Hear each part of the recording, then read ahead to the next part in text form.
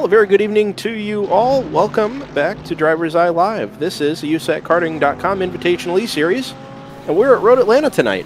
It's Wednesday again, and that means it's time for two more 30-minute heats with iRacing and the, pretty awesome GT3 machinery, Audis, Mercedes, BMWs, the like. I'm Brendan Kazmarek, joined tonight by Joseph Mudrak, as always. Hello, Joseph. Hey, Brendan. Joseph is handling our production tonight because he's the only one who knows how to operate the software. And also joined tonight by Scott Michaels. Hello, Scott. Evening, guys. Happy to have your company, guys, and everybody else's company as well, joining on both the DriversEye Live YouTube and the SimCraft 24 Hours of Orlando Facebook page. So, as always, 7:20 means it's time to qualify. We'll be there in just a second. It's a private qualifying session, 10 minutes, 3 laps. Same as it always is, and it should be a pretty quick session. Lap times are right in the 1 minute 19, 1 minute 20 second bracket. These GT3 cars around Road Atlanta. Scott, you've got some experience with both. Let's talk about it. What is this track like in one of these big GT3 machinery? It's very challenging. I think that kind of goes without saying. You don't have to look at very many camera angles of this place to see that it's unique, and certainly the twists and turns of the first half of the lap, that's kind of the I find is the most. You've got a good overtaking opportunity at the end of the lap after the long straight into turns, as I realise my track map's gone onto a different page. I think we're thinking of 10A. 10A and 10B, yes. But yeah, really the most difficult part of the track, for me actually, is turn 1, because certainly in something like a Formula 3 car or a single-seater, it's almost flat. Not so in these cars. You're going to be going down 1, maybe 2 gears, depending on your tyre wear. But there's very little margin for error on the exit, so that's a place that a lot of people get in trouble. And then you've got the completely blind turn 3, which, that's just kind of almost turns into a muscle memory corner in sim racing, because you've got the option to do a lot of laps, and you really have to be properly on it to feel like you have any confidence and have pace through there. Otherwise, you're kind of just guessing at where the apex is, and that can lead to trips over the curb, over the grass, slowdowns, all that good stuff you get with iRacing.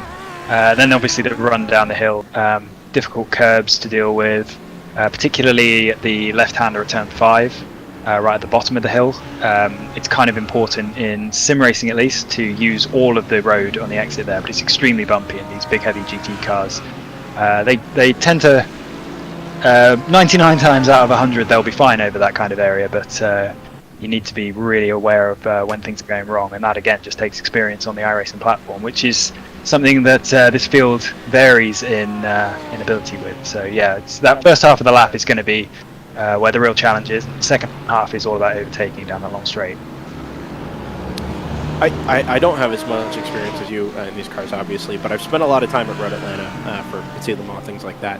And visually, it's just one of the most striking circuits to go and see in person. Really, nothing does it justice, whether it's TV, a simulated recreation of the track. Even though it's laser scanned here and everything is extremely high quality, it's still just an amazing facility. And like you say, there are so many traps around the track that can catch drivers out, especially inexperienced drivers. And to say nothing of the quality of our field, but still relatively new to sim racing. Some of our drivers only have a few weeks under their belt, and there are plenty of places where they can get it wrong. That top of the hill, turn 2, turn 3 area you mentioned in particular, Scott. So many drivers in practice have had the car loaded up as they get on the brakes, still very much in the left-hander, and it'll just snap the car to the left under braking if you're not careful. So you've really got to have it straightened out coming up over the crest, and then, like you say, sort of muscle memory and guess your turn-in point, because it's blind getting right to the apex curb. And that's been a real challenge. Also heard during the practice races earlier this week, back on Tuesday, so last night, there were some issues with cars through turn 12, which is the bottom of the hill, just coming up to the start-finish line, where the car would get loaded up and start to slide a little bit. And the car, for the most part, can handle the slide, but a few of the more inexperienced drivers were overcorrecting in that they were correcting it all, and it would just carry the car dead left into the concrete barrier on the outside. Yeah, that's definitely a feature of the most recent patch that iRacing's put out for these GT3 cars. Almost every car, and actually, as a BMW Z4 driver, I can happily say that is the one exception to the rule. But certainly the Ferrari, Mercedes, and Audi are very twitchy in corners like that. Really, sort of medium to high speed corners. Turn 12, I would have thought was more of a downforce corner. Than where these cars are really vulnerable. We have a lot of them. I'm doing a lot of driving in the Nürburgring these days, and there's a lot of those medium speed corners there where those cars are extremely twitchy. But yeah, turn 12, maybe it's part of the compression, but yeah, the Mercedes in particular I've heard is very floaty and then sort of snaps, whereas the Audi and Ferrari kind of a little bit more just pure snappiness to those cars. The BMW though is very, very planted in that kind of corner, so it'll be interesting. And we still only got I think it's 2 BMWs, which is pretty typical for the amount of numbers. David Cole's been a BMW stalwart all season, and we've got Matt Hart in the BMW this time, which is interesting to see after Matt obviously had a little bit of a disaster in Road America. I think he was in the Mercedes, if I'm right. So that might be a good choice for him. The BMW is a really, really planted, very well sorted car. It's very, very user friendly. So hopefully that will pay off for him. And I fully support anyone making the decision to go to the BMW. It's a great car in this class. So yeah, but that run down the hill is it's going to be interesting to see if the Mercedes, Ferraris, and Audis struggle there during the race. We'll get a word from Joseph Mudrak here as we progress through qualifying. In the meantime, we're 2.5 minutes in and just seeing our first laps. It's Nick Rowland who puts in the first time of the evening, a 1:19.349. It's just a couple tenths off what he did in practice in the 20 minutes leading up to the qualifying session. It's a good gap, 1.2 seconds almost, back to Jeffrey Smale, who sits second. And you watch currently James French in the Mercedes, who is, I think he's just finishing up he was finishing up his first lap. We'll get a time from him in a second. In the meantime, it's back to Nick Rowland on his second lap. He's just ahead of Reed Sweeney now, 1:20.036. In second, Blake McCord in third, who's slid in ahead of Jeffrey Smale there. And in another minute's time or so, we should start getting some second laps in from the top of the field. Yeah, it's worth noting that one of our favourites, Alex Gomes, has invalidated his first lap, so he must have got an incident point. That'll be worth tracking to make sure he gets at least one of his next 2 in. But yeah, I'd expect to see him drop into second or third. Certainly the top 3 would be in line with Alex's performances so far this season. And he's done it again, Scott. He went wide there at turn 5, just up over that curb you were describing. He got really, really bumpy, and he straightened the car out, but it meant he ended up on the gravel as the curb ended. And I think there's a good chance that'll have invalidated his second lap as well. In the meantime, Matt Strand... Sorry, that curb's actually quite forgiving. I think this time should be okay. Yeah, he did get one in T5. So, yeah, pretty much bang on where we will be. Yeah, that curb's quite forgiving. You can use all of the curb and the runoff area, and you can even put 2 wheels in the gravel, although that's actually not the fastest way. Shock. Stay on the black stuff, or at least the green and white painted stuff, and you'll be a bit quicker. But there's a little bit of forgiveness there from iRacing. And these cars are, as I said, truck over that 99 times out of 100 pretty nicely. Moving on, it's Roland Gomes and Dan Burke now, who slides into third overall. It's the inside of the second row, 1:19.646. He's been really, really quick this week. Hasn't featured much over the course of our season, finishing up some other leagues, but now that he's free on Wednesday nights again, he wanted to come in and put in a decent showing, and a good so far from Dan is an awfully strong way to start his campaign. Yeah, do we know how his middle name's pronounced? Is that Feeman? Your guess is as good as mine. Yeah, it's one of those. Quote or the quote silent? I think Nick Rowland there finished his qualifying run. He may have invalidated his last time there, so just wanted to get that in as Nick's at the end of his run. And Alex has just finished his last lap. Yeah, and I think he improved very slightly, but not enough to improve his position. 1:19.508. Dan Burke, 119.646. We slide back to Matt Strand now, 119.752, just ahead of Blake McCord. So Matt was able to get himself up onto the second row, just ahead of Blake, who's alongside of Reed Sweeney, who is also playing a role in our championship chase as we get into round 4, such as it is now. But he's been a little off the pace relative to Nick and Alex at the top of the field. And I think it'll take some consistency and some good luck tonight from Reed if he's going to stay in the championship hunt as we get through these the penultimate round and into the last week of the season next week in Indianapolis. Another driver who's well up there in the championship is James French, and has been out-qualified even by Reed Sweeney there. So I say even. It's a bit unfair of me, but James is, although it was only by 0.003 of a second, so that's a tight 6th and 7th place. Technically correct is the best kind of correct, Scott.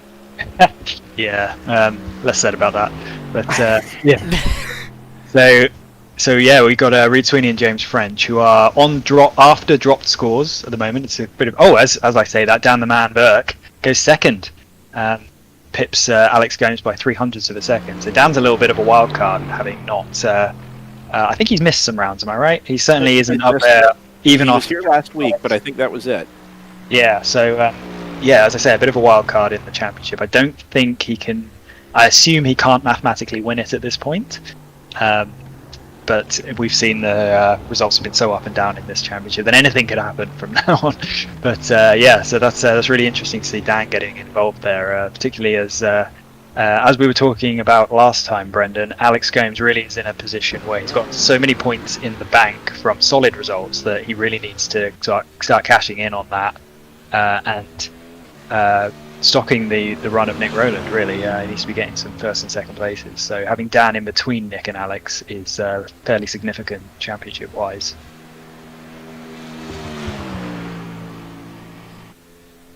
Yeah, most of the top runners are done. Dan Burke might still be on a lap, but Matt Strand is out of his car. Dan's coming in the pits, so he's done. Okay. Yeah, we're watching Matt Hart right now finish up a lap, and does improve, I think. Oh, but it doesn't register as a fast lap. A point about Dan. Never mind the championship, and you're correct to say that I think he's mathematically excluded from the championship hunt. But there is still value to him because every race win is worth $100 credit to your entry next year at the SimCraft 24 Hours of Orlando. And we've been accruing those throughout the season, obviously, but there is cause to come back and race even if you're not in it for the championship hunt for the end of the season. Yeah, absolutely, and that'll be so Dan's going to be just as motivated as anyone to get a win out of this race, which will be a thorn in the side of Nick Rowland and Alex Gomes, who are trying to beat each other up for the championship. It's worth noting that they are tied at the moment after dropped races. So while Alex Gomes can afford more, I guess, disaster races, if for example, if Nick and Alex both say fail to score points today, Alex will be way ahead in the championship because he'll cash in a higher drop round that will come out of his repository than Nick has available to him. But at the same time, they both need wins just as much as each other. So if you've got Dan there as a little fly in the ointment, thorn in the side, whatever cliche you want to come up with, then it's going to make things really interesting. Matt Strand is wrench in the ointment, I think, is what you want to go with. yeah, that'll do. You'd never want, a wrench in the ointment. It's always a bad day. Matt Strand is another one in there. He's way down the championship. I don't think I've seen. I can't remember seeing a race where he hasn't had some level of disaster. So having him up in fourth, firstly, hopefully that will for once get him ahead of the mayhem in the mid pack that's been an issue for him throughout the entire season. But yeah, it'll also give him an opportunity to get involved in that little championship race we've got. Yeah, that's exactly it. And from here on out, I mean, Red Atlanta's tough. By virtue of qualifying well, let's say the top 3, maybe 4 roads have really done themselves a world of good in terms of trying to get themselves ahead of the carnage, unless, of course, one of them makes a mistake, and then it's game on behind them. But hopefully, those that are in the championship hunt, we've mentioned Alex and Nick. Reed Sweeney's up there, just sort of on the tail end of where you'd be comfortable back in 6th or so. But hopefully that's enough that they can get out in front and at the very least put in a good round race 1 tonight before the top 10 invert at the end of race 1 and the the backwards grid, let's say, for the start of race 2, which, in fairness, has been a bit of a challenge for some of our championship contenders, particularly Nick Rowland. But Alex Gomes last week, whether you want to call it luck or just skill on Alex's part, he was able to sort of master race 2, and even from 9th or 10th on the grid was able to come home with a race 2 win. So we'll get there after we get through race 1. It's a half an hour, 30-minute race. We'll get a projected lap count here once we take the green flag.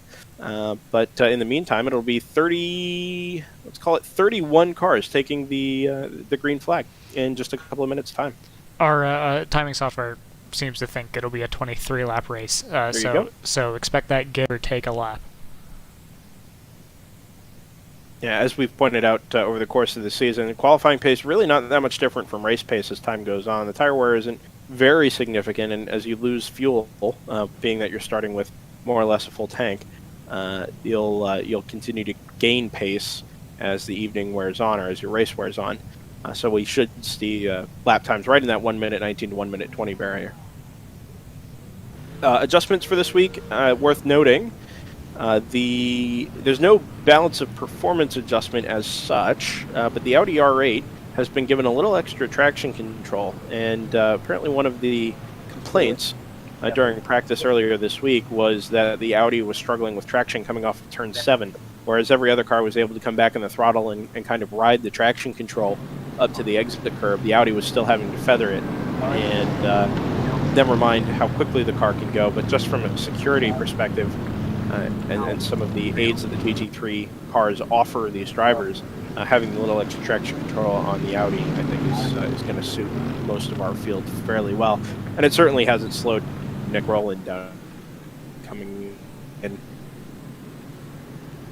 19.349. You say that, though. It was...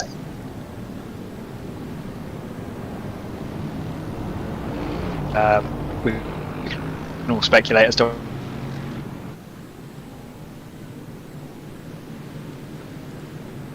Mikkel Jensen actually is racing a GT3 car this weekend around this track in VRS Endurance Series. We were talking about the balance of the cars, and he was saying that the Audi is overall the fastest, but the Ferrari is actually by far the quickest on the straight. So if a Ferrari gets in front of an Audi, the Audi's got no chance really of making a pass, just because it can barely stay with it in the slipstream down the long straight. So that's going to be an interesting thing to look out for. We've got a couple of Ferraris in the field.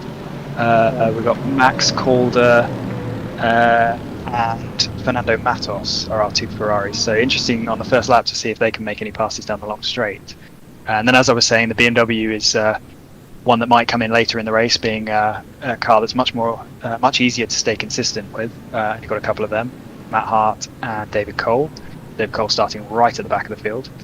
So yeah, a little bit of a fun little exercise to keep an eye on our minority cars in the field.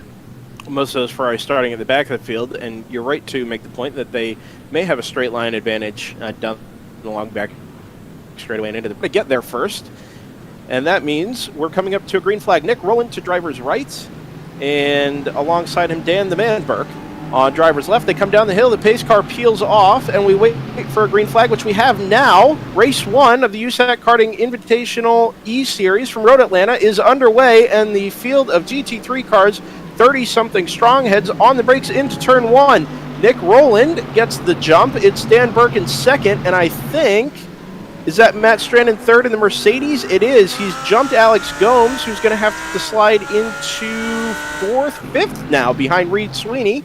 Nick Rowland leads the field down through the S's for the first time and into the braking zone for turn 5. It's car number 82, Jeffrey Smale, who is our first spinner of the day, coming out of turn 4. Just got a little bit upset on cold tyres, I think. He's recovered. It doesn't look like there's any damage to that car. We ride on board now with Alex Gomes into the braking zone at turn 7. Into first or second gear there around the hard right-hander, and then it's line astern up the back straightaway. Look at that. That is a beautiful shot down the back straightaway underneath the Mazda bridge through what is nominally turn 8 anyway, and then also nominally turn 9, this fast right-hand sweeper. Gomes is in the slipstream of Reed Sweeney, but I don't know if he's going to be close enough to make a move on the brakes. If he is, it's going to have to be really aggressive, and he thinks better of it and just backs off. Really clean opening lap so far from our 30 USAC karting drivers. Yeah, absolutely. It was the best jump was definitely made by Matt Strand from 4th place. Almost managed to get up to 2nd. Decided to think better of that, as I mentioned. This can only end badly. Yeah, this is a gaggle in every sense of the word. It's a whole host of Mercedes and one lone Audi around the back. Oh, and a BMW stuck in there as well. It's Ryan Thomas who goes up the inside at turn 3, gets the car all kinds of sideways on the brakes, and completes the move on Slipsky. It was Slipsky, you're right, on Ryan Thomas. That was one hell of a move from Alex Slipsky. That could have gone so wrong as the car in front of them slides off at 5. Yeah, it's Ben Varner, and it's Slipsky's gain. Now he's the lead of, well, that mess of a train anyway. He goes from 3rd in line back to 1st. Up the inside of Ryan Thomas is Gavin Bailiff. On the brakes, he's got the move made, leaves him no room on the exit, maybe a touch on the curb as they come back from the throttle. Yep. And Bailiff, I think, is just going to have the edge on Ryan Thomas here down the back straightaway. Wes Duchek, in the meantime, is in the slipstream of Gavin Bailiff, and he's going to look for a way by. He drops 2 wheels in the dirt into the braking zone, and Bailiff, Wow, that is a lucky escape. I think we're using up all the luck we should have seen earlier in the season, and all the carnage and chaos. Somehow we've gotten away with almost... anything that would have been a giant wreck anywhere, any other week. We have one, actually. There is a very it's Trevor Andrusco. It's Trevor Andrusco. I didn't recognize the paint scheme. You're absolutely right, Joseph. And looks like the car just hooked right coming off turn 12, maybe from the looks of things, and ended up in the inside wall. We'll take a look at a replay here in a few moments. Back to the front. In the meantime, Trevor Andrusco's absence means that it's Nick Rowland, Dan Burke, and then Matt Strand back there in 3rd. Yeah, I've been keeping an eye on this battle while you guys were looking further back in the field. It's been very line astern, surprisingly so, considering what we've seen so far this season. The only guy who's looking particularly aggressive is Alex Gomes on Reed Sweeney, which makes sense. Alex qualified a few places up from where he's running right now, but he's starting to look a little bit aggressive on that green Castrol Mercedes. And one of the other differences worth noting this week, as you mentioned, it's line astern, but on top of that, really no giant advantage for anybody. Nick Rowland, seems to be the quickest and the most consistent, but unlike last week where he was upwards of a second quicker than anyone else, Dan Burke is holding it, right there, just over half a second behind. Matt Strand is right in line behind Dan, and then Reed and Alex, like you mentioned, pretty much nose to tail as they come through turn 1. Part of that is going to be that this, other than Nick Rowland in the Audi, is training Mercedes, so it's going to be quite difficult to work out where your strengths and weaknesses are relative to each other because they've all got the same machinery. So it's all going to be on driving ability and certainly through... there's a big wiggle from Matt Strand. Yeah. And a car stopped in a really... That's Trevor Andrusco has decided to stop what is basically on the racing line there, so hopefully everyone gets away with that. Yeah, that moment from Matt in the meantime... Let's let Reed Sweeney through. Yep. Sweeney is through. Gomes is not, though. It looked like Gomes was going to think about a move into turn 7 onto the back straightaway, but he wasn't able to get it completed. And now Gomes, instead of following Reed Sweeney through and maybe thinking about taking that position, is going to have to first deal with the recovering Matt Strand on the brakes into turn number 10. And I don't think he's close enough. Let's run back to the Trevor Andrusco incident. Let's see if we can figure out what happened there. Well, Andrusco, we'd just seen had a destroyed car at the end of the previous lap, so I'm guessing he towed, which would have been a really short tow because it was the last corner. Yeah, the initial incident. You're looking at the original. Yeah. The replay there, it looks like the car just carried on going right as it unloaded coming down the hill. And instead of curb, which is, you don't usually want to be touching that curb, so that right. I think is probably on top of what we were talking about before with the Mercedes being a little bit on edge through that type of corner anyway. Taking that curb, it's not a massively friendly curb, so that was probably enough, including cold tyres, for it to just pitch Trevor off. Not a huge surprise. Looks like David Cole on the 25. Yeah, it's a BMW 26, one excuse me. driver's left and into the wall on the exit of turn 5. All that is happening with Gomes right up on the back of Matt Strand, and this time he might be close enough with a run down the back straightaway. Remember, these are fixed setups, so not only are they identical Mercedes, but identical wing settings, drag, downforce, all those sorts of things are the same between the two cars. There is a slipstream here, and I think if Gomes is going to try a move, this might be his best opportunity yet. A slight but not defensive enough. feint from Strand on the way into the corner. That might have dissuaded Alex. Yeah, and Strand is a particularly defensive driver anyway, where he'll do his best to hold off that move as long as he can. And really, the only reason Reed Sweeney got past him in the first place was because he made a slight mistake. So Gomes may just have to sit there for a few more laps until he gets the real opportunity to get by Matt, owing to a mistake from Matt somewhere down the road. As Matt flies past the apex at turn 3, something we were discussing earlier with how difficult that apex is to hit consistently. Well, unfortunately for Alex, even though Matt missed the apex up there at turn 3, there's no passing opportunities anyway headed down the hill. Particularly in similar class cars. There's just no way through. You've got to back off and basically just sit behind him. I did actually see Alex was... as we got a car off, that's a Pride Audi, which is lapped down and looking very bent. The leaders will come past. Alex Gomes there, as they come past the lapped car, gets a really good run and is sat right in the slipstream, makes a move out to the right as we come down towards 10A and 10B. It's going to be... I'm going to send you up to the front of the field as well, Scott, because Dan Burke is right on the tail of Nick Rowland. I think Nick got balked by that slow BMW just a minute ago, or the slow Audi, excuse me, from Pride. And back to the Matt Strand battle now. Quite rightly, we've got two cars nose to the tail, first and second and fourth and fifth. Alex gave Matt about 3 or 4 extra car widths on the way into turn 10A, which Matt didn't return the favour and chopped straight across the front of him in turn 10B. So Matt, demonstrating what you were talking about a moment ago, of the fact that he's certainly not going to give you a place for free. It's back to Alex up into Blake McCord as well. I don't know if that was a balk down there at turn 10 that caused that, but it's led to Blake McCord being more or less right onto the back of Alex Gomes. They head up through the bottom of the S's. James French sits in behind Blake McCord in P7, and then a recovering Trevor Andrisco behind them on track, but Jason Drescher is next in line in P8. Looks like they're already on the heels of presumably wrecked traffic, or traffic that's recovering from wrecks early on. Yeah, Adam Maxwell is the next car on track, the fluorescent Mercedes that leads this, let's see, 1, 2, 3, 7 cars, I think, in the lead train at the moment, all the way back to the number 45 of James French. I was actually just going to make that point. It's pretty interesting. This is something we haven't seen so far in the year. It really is a group of... It's our 5 at the front in the championship, plus our 2 wildcards, Dan and Matt Strand, who've really separated themselves from the field this time. And it's on... Oh, as James French goes off into the grass. I don't know if he's saving this one. He's kept out of the wall. That is... Oh, as he backs up off the track and puts 2 wheels firmly into the gravel. He finds a gap in traffic and pulls forward. But we've lost one off the back of that train we were just talking about, Scott. Yeah, I'm glad I managed to get that in just before it all ended.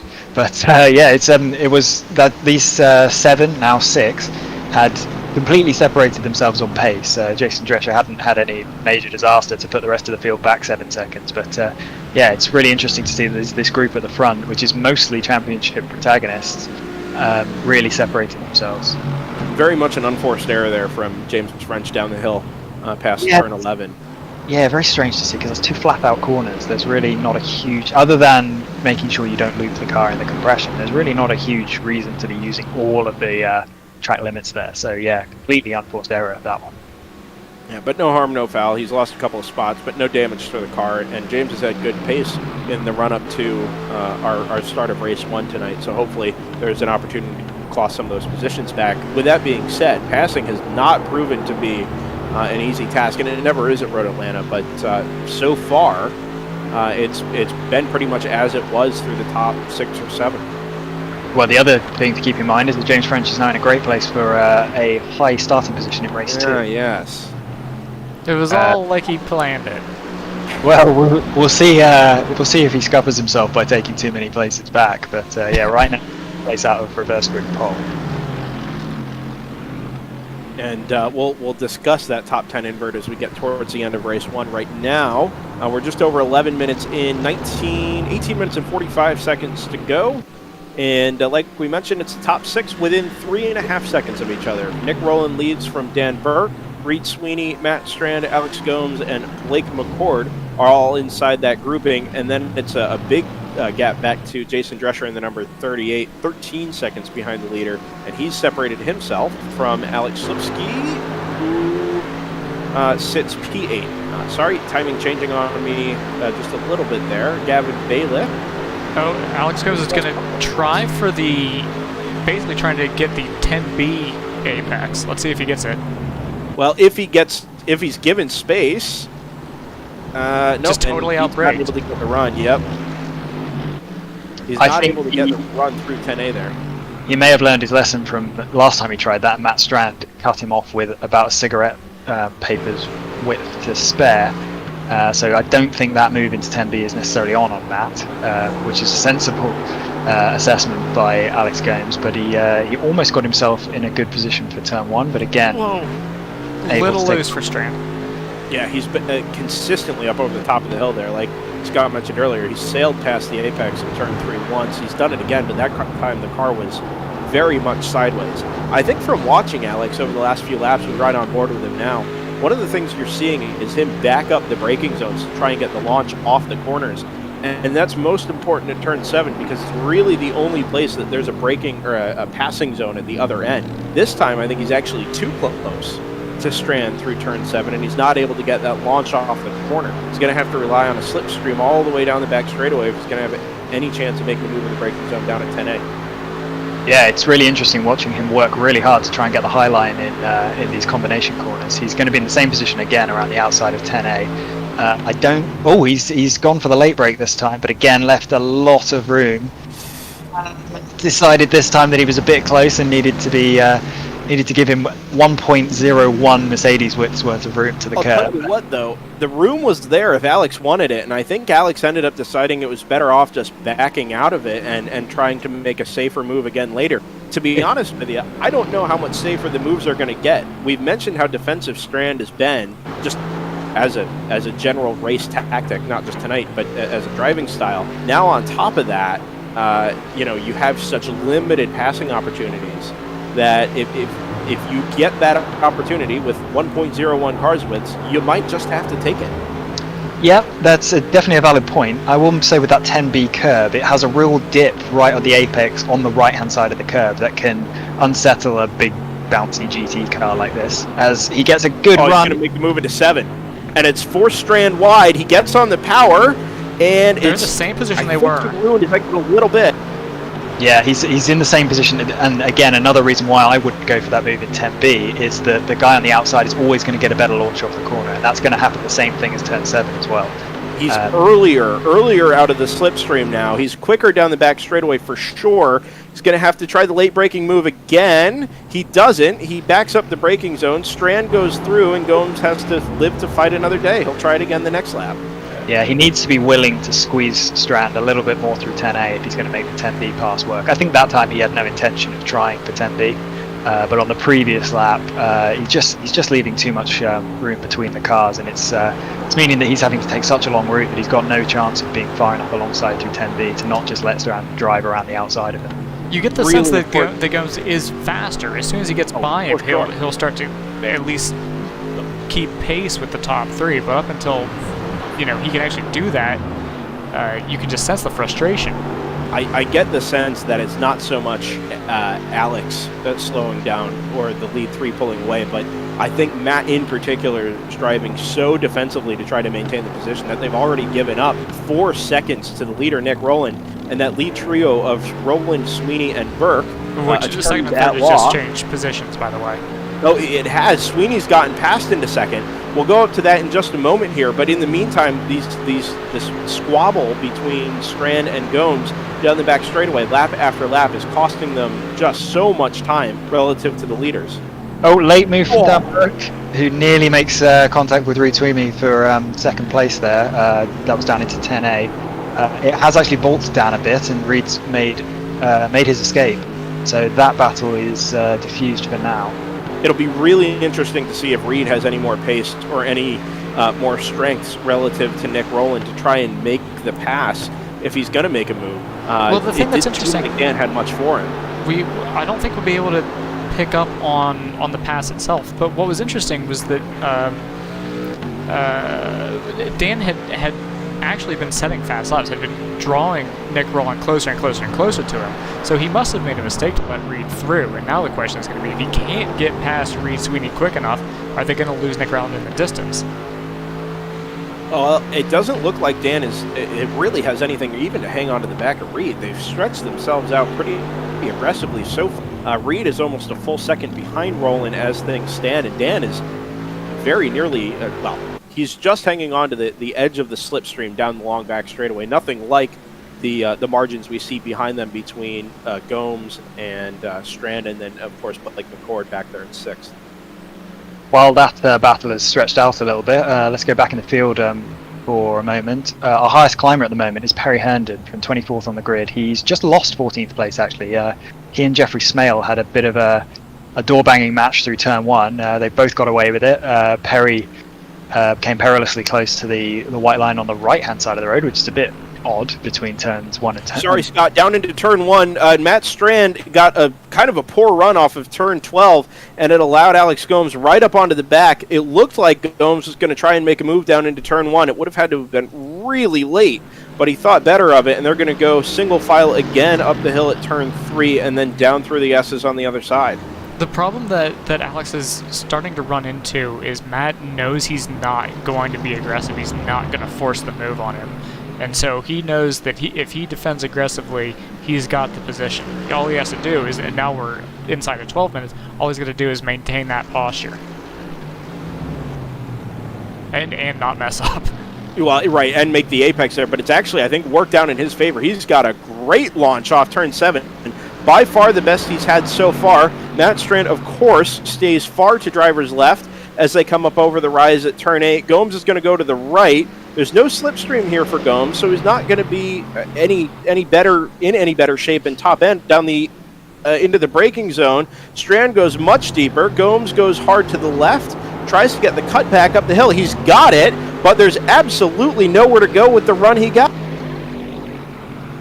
Down the hill at turn 12, Gomes is going to run up over the curb, has to straighten the car out and maybe just lift a little bit to stay in behind Matt Strand and not get the car sideways up over that curb. Like we mentioned, it bit Trevor Andrusko a little earlier on, but Gomes has lived again to fight another day. Big hop over the curb there at turn 3.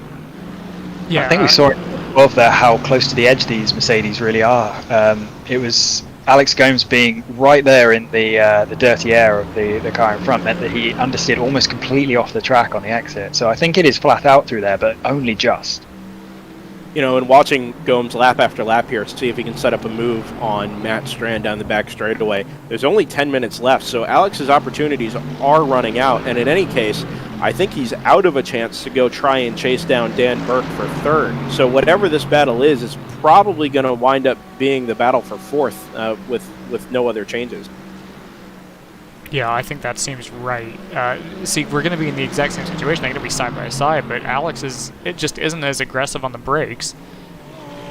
And so Matt can just drive it in, right? As long as he hits that second apex. Alex hasn't been able to make that move, and now Matt's even playing defensive, I should say, between 11 and 10.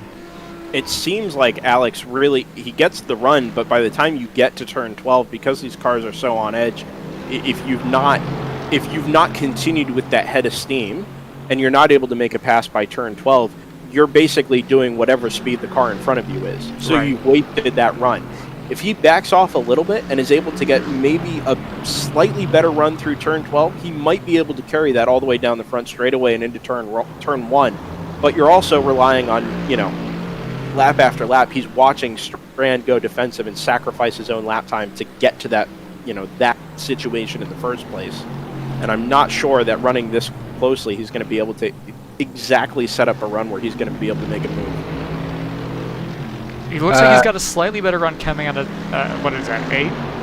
He does. Every lap he's got a better run out of turn 7 and up the back straightaway. But it's the same thing. We watch it lap after lap. Gomes goes right, Strand goes left. They come into the braking zone, and Gomes is going to back out. Well, again, here. Yeah, he's backed out this time. He's got 2 strategies he's tried, and one is trying to hang it around the outside of 10B. And as I said, I think that can work. He just needs to squeeze Matt, kind of an oval racing move where you run the guy really tight. That would leave him in a decent enough position to really to force the move in 10B. But he just doesn't seem willing to run Matt that closely when they're side by side. The other option, of course, is back out early and try and keep the high line, but that certainly hasn't worked hasn't given him the run he needs to make the pass in turn 1. So I think it's that staying on the outside of 10A is the only way he's going to make this pass happen if he's willing to be a little bit braver. Yeah, I think he's going to have to try it here within the next couple of laps, because the last lap lunge around the outside of 10A is kind of a low percentage move, but if he can get Strand thinking about it onto the last lap or two and maybe at least show the move, it might be enough. The other thing that is worth considering here, right, is these GT3s, they've got ABS and they've got traction control. So it's a little tougher to kind of pinch somebody into, for example, slipping tires on corner exit. It's just not something that's going to happen. You've got to actually get him on just lateral grip, which the move isn't going to work there. Bit of a moment for Reed Sweeney up in second. He was chasing down Nick Rowland, and Rowland had actually kind of just balked a little bit at 10A, not in traffic, just kind of a moment there. And as Reed got up over the curb, he went super deep, and it just gave him kind of an awkward run out of 10B and sort of destroyed any run he had trying to chase down Nick. And now he's up, it was half a second across the line, but it's going to be more than that now for sure. Looking a little bit further back, we've got James French, who's recovered back to 7th, which is the position he was in when he spun. He's now out in no man's land, really. He's fallen 14 seconds behind Blake McCord, but he's out in front of Jason Drescher. The battle for reverse grid pole was a bit closer a few laps ago. Now it's stretched out a bit, where Ryan Thomas has established himself in 9th. Gavin Bailiff is fairly comfortably in 10th, and then we've got a good race for 11th between Alex Slupski and Wes Dushak. Wes is carrying a little bit of damage on the front, and Alex Slupski is carrying a little bit of damage on the back. So I think we can add 2 and 2 together and get the right number there. But these two probably been having a pretty tough fight so far. Neither in a position, of course, to take that reverse grid pole unless there's some sort of disaster ahead. But that really hasn't been a character of this race. We've got a mistake from... Yep, Strand goes wide at 10A. Gomes gets the cutback at 10B. They're going to be side by side underneath the Suzuki Bridge at turn 11. And I think Gomes is finally going to have this move made at turn 12. Strand thinks about slamming the door. He does, but then he's touched by Blake McCord, and the two go spinning across the start-finish line out of turn 12. I think they've both gotten away with it for the time being, but I think Matt Strand's aggression has finally caught up to him. Actually, neither of them have lost a place, remarkably. James French was 14 seconds behind, so not in a position to take them. They both recovered in the positions they were in before the spin, so play on, lads. So let's see now. He doesn't really have enough time to do much, other than maybe close up on Dan Burke. His internet's gotten so excited by this whole thing that it's started to lose itself. He being Alex Gomes. Yes. Yeah. It's what is it? A 3 second, 2.8 second gap. As I think Dan Burke was overtaking a back marker. He's in fact slipstreaming and bump drafting a BMW. I don't know why you would bump draft a back marker. That's an odd decision. He's now going to get stuck behind him in 10A. So this actually could close things up as he dives down the inside. I think that was exaggerated by the fact that the BMW broke a little bit early to try and work out who that BMW is. That's Andrew Balthers. So that's definitely closed the battle up a little bit. It's down to 2.3 seconds now. As you say, Alex Gomes' connection is... let's hope he stays in the server at least, and it's probably a good thing that he's on his own at this point, because it's a little bit sketchy. Yeah, whoever's watching this on YouTube at Alex's house, please stop. Yeah, the gap's it's difficult to get an idea even of what the gap is, because our timing's glitching a bit. As there's a crash, it's Nikita Pomeris, unfortunately, in the trying to find his number 911. 911. Yeah, it happened right in front of the leaders.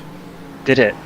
Yeah, right in front of Nick Rowland and Reed Sweeney. They come up over the crest at turn 5 to an Audi on driver's right, and I think a Mercedes on driver's left. I didn't catch who the other car was, but there were definitely 2 of them involved, and just a little skip of the heartbeat there, I think, for Nick Rowland and Reed Sweeney as they came up over the rise at turn 5. Yeah, it was an odd one, that. Nikita caught a curb funny, and then Jason spun off in sympathy. They actually didn't make any contact with each other. Neither of them made contact with the barrier either, so that was another. We've seen, it seems to be been a theme of the last couple of laps, is cars spinning and not hitting anything. So both of those guys and the leaders have all got away with that. But it's pretty interesting that there hasn't been the level of carnage we've seen in previous races, and the leaders are actually only just getting into the back of the pack, which on such a short track I would have expected it to have happened a little bit earlier. We've obviously got 10 or so less cars than we've been seeing for most of the season.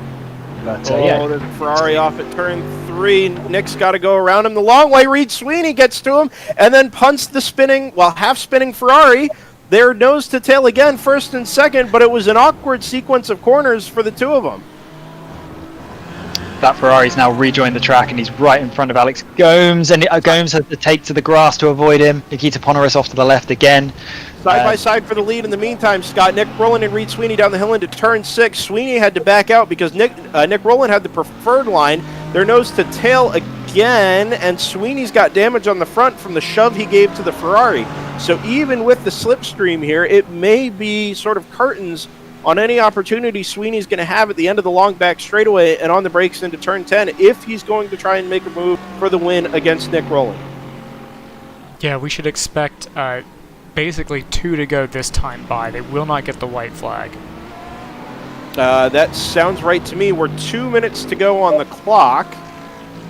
And like you say, 2-ish laps. If we are looking for any other battles on the track, James French is now, having said that he was completely in no man's land, obviously the contact between Matt Burke and Blake McCord has dropped Blake McCord into the clutches of James French, who's now 6 tenths behind him, and his lap times are about a second faster. So should see a battle here for the 6th position. Forgive me if you've mentioned this, gentlemen, but Alex Gomes has very much caught the back of Dan Burke as they head up through turn 3. I'm not actually sure how he managed that, because I was in the middle of explaining how he was caught between 2 back markers, including Fernando Matos, who was recovering from his crash, and ended up going across the grass in the turn between turns 4 and 5 area. I actually thought he was going to get slowed down, but it looked like he got away with it. But yeah, really difficult last lap for Gomes. So I don't know what happened to Dan, who did a 1:23, which is about 4 seconds off the pace. So he obviously had an equally difficult lap. And yeah, that's brought them right together.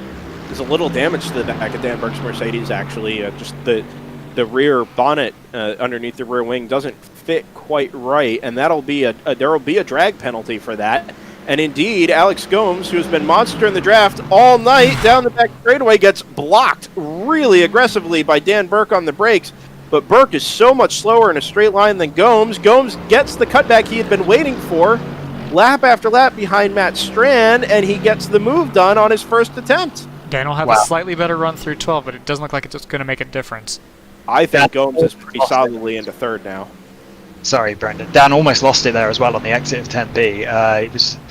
It was a really good piece of driving for him. One, not to just door slam Alex Gomes on his inside, but also not to overcorrect, which is something we see so often in these GT3 cars with their slightly finicky traction control. So yeah, good driving there from Dan to keep things clean at least. It's a final lap at Road Atlanta, turn 7 for your leader, Nick Rowland. Reed Sweeney sits in 2nd, and he's just sort of missed the apex there at turn 7. And I think that was going to be any... Well, it is now. I think he was out of striking distance even before that. I think Joseph's picked out the battle here that we need to keep an eye on. The only position change we're likely to see on this last lap is James French versus Blake McCord. Agreed. He's right there. He's got to run into turn 7, but he's close enough that he should be able to, with the high line that he's just taken advantage of, get a run in the slipstream as there's a back marker spinning in front of him.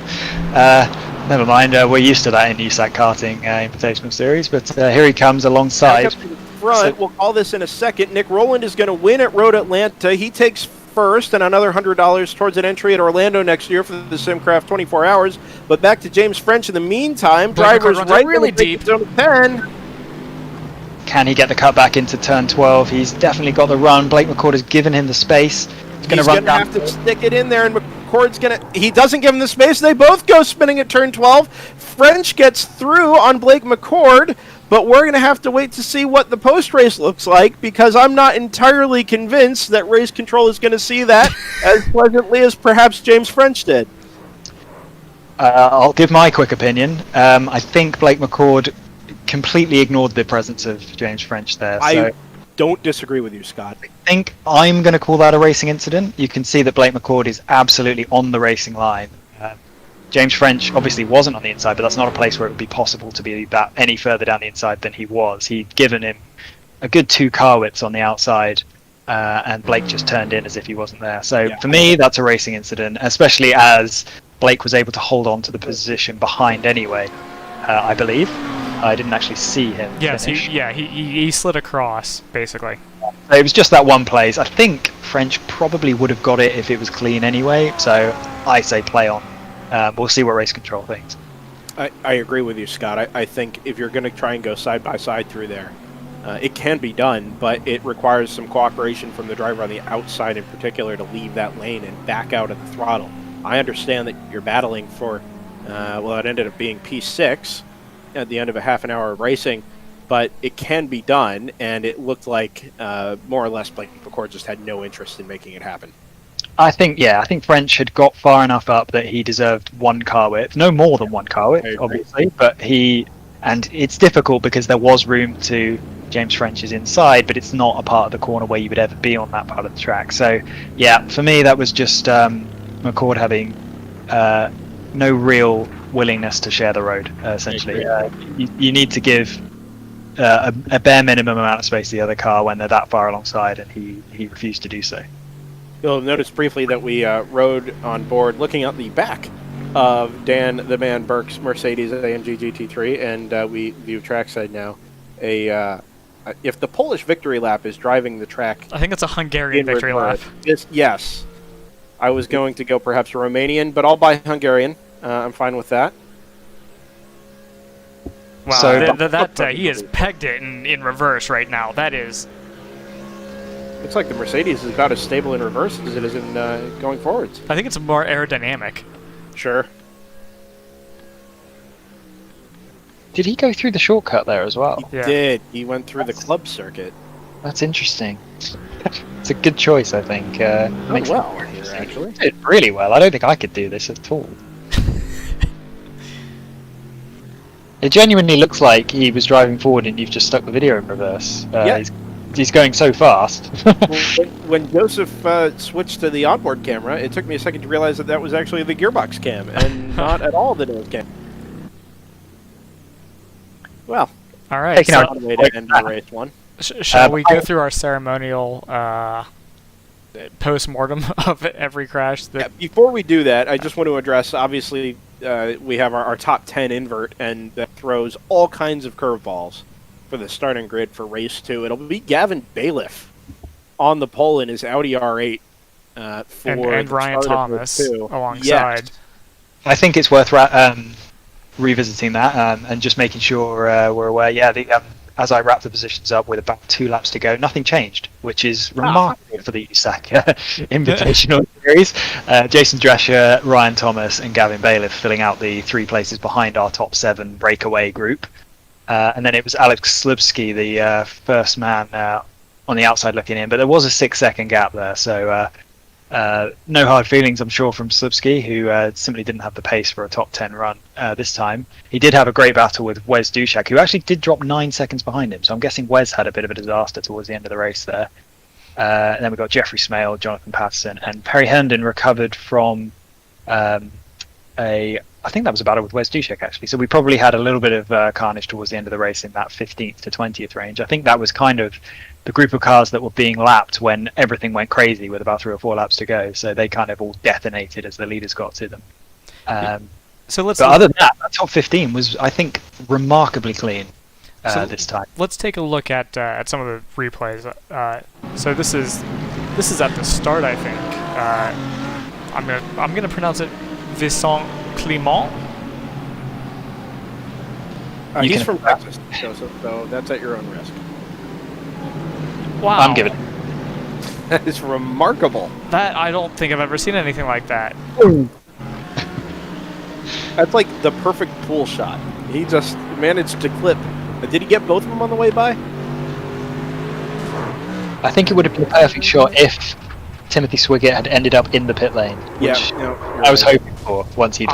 Timothy Swiggett then clipped. Is that Adam Maxwell? No, it was David Cole. So let's take a look at it from poor David's perspective. Please don't hit me. Please don't hit me. Please don't hit me. Oh no, here it comes. That's really unfortunate. Classic GT. You know, the racing driver in you wants to say, why did Timothy Swiggett hold the brakes there? But these are GT3 cars, and therefore they have ABS. So I'm going to give him the benefit of the doubt and say that he was probably on the brakes, but he was traveling extremely fast, going in reverse with ABS, and sometimes there's only so much you can do. He had a lot of speed for somebody who had just rolled the car 1.5 times by the end of that straightaway, though. This is Like, Josh virtually Olsen getting loose in turn 12 at the end of lap 1, beginning of lap 2. That's what set him back. Silly me for thinking he was our first turn 12 casualty. This Yes. is talking about before the race, but when you add in cold tyres, that makes it doubly difficult for these Mercedes drivers. I believe this is going to be the spin for Ben Varner. Oh, this was fascinating. This battle, that pass from Slipsky gives it. Oh, sorry, my error. Yeah, Yeah, we just missed the pass from Alex Slipsky. I got to see it again, which is wonderful. Really enjoyed that. that's not the point, Brendan. I don't care. We're watching things that happened that were bad, like this. Anyway. Didn't an LMPC car do that years ago and actually end up upside down in those tires? Yeah, I was just thinking the exact same thing.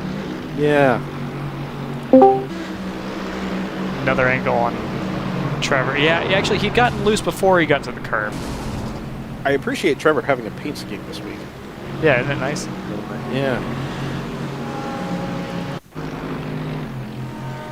This is on lap 3 we've made it up to, by the way. Very good. Our inter race montage. Okay, all right, well held. Could have gone way worse.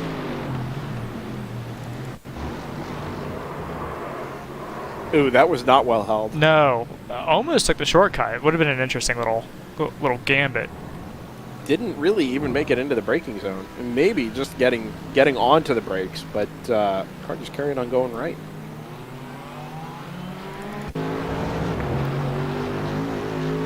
No. Anytime the replay starts here, we know it's going to end pretty poorly. Yeah. Yeah. Twice down the hill, Ooh. and then nope. He saved that about 4 times before it finally wrecked. I think he chased it out of the county.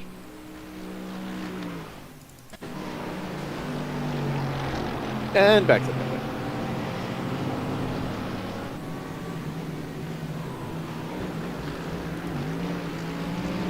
Okay, nothing too dramatic there. Just a little hop over the curbs. That cut out on my replay view here. I'm guessing that came up on the incident report as just a 1x. They're quite easy to get there because, as we've discussed, that corner is completely blind. So spotting the apex is a real challenge. And yeah, if you go a little bit tight, as Adam Maxwell did as well. Sorry, 2x. Yeah, one for Isn't that funny, Chad? one for slamming the tarmac afterwards. I don't know what happened to David Cole. I guess we'll David never Cole find hiding in out. the trees. Yeah. Oh, that's a lie. Maybe we will find out. Sorry, David. Are these 2 separate incidents then we're waiting for here? No, they count as 2 off tracks because he had to wait so long to rejoin. Right. Bonk. Right into the concrete. Now we'll watch Right in Fernando front, that was the move Matos. right to the wreck right in front of the leaders as well. Yeah, I think that's right. Ooh, so Fernando Matos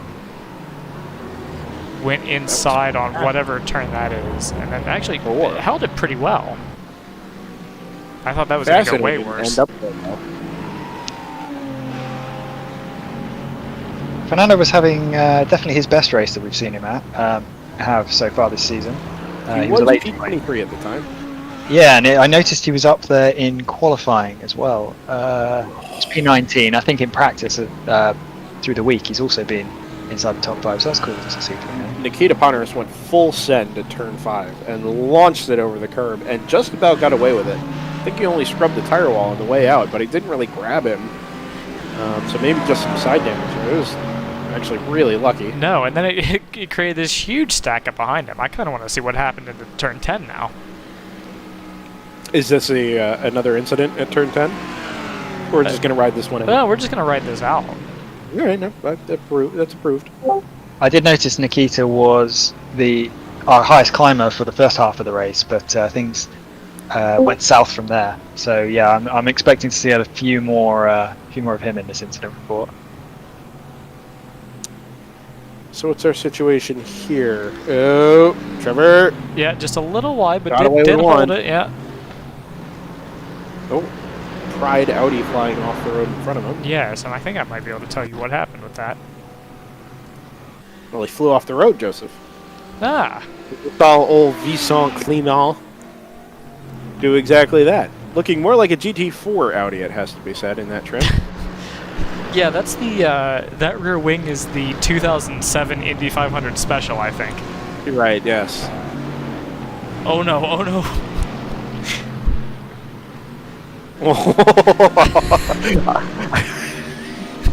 I see some of these replays on a slight delay from you, Joseph. I know. I was waiting for what you were referring to, and then it appeared. Uh-huh. Yeah, so another... oh, yeah. Ben Varn's another one caught the curb, corrected it, and then stopped being able to correct it. Yeah. I love when it makes you so fast. It was just a long, painful slide into the inside wall. This is... I think we're going to watch James French. Ooh, yeah. He caught the outside. I think, yeah, managed to avoid hitting anything, which I think ended up helping him out. Yeah, we watched this one. This was where he only lost a few places because there was something like a 7-second gap behind. And amazingly, well, I say amazingly, he's a professional racing driver, but a very safe re-entry. Amazingly, he's a professional racing driver. Well, we don't see safe re-entries from that sort of position very often, if I'm honest, in this series, so kudos where it's due. But yeah, he is a professional racing driver, so you'd expect nothing less. Oh, Fernando! Yeah, I think this is where it all went horribly wrong for Fernando. This is where it all went horribly wrong for Matt Hart. Let's see this. Oh! In the BMW 4. Yeah, that's not ideal. That's not good for the Lost car. him way in. Bonk. The Scott Sharp special there. Yeah. No, the Scott Sharp special would have been about 4 feet in the air. Yep.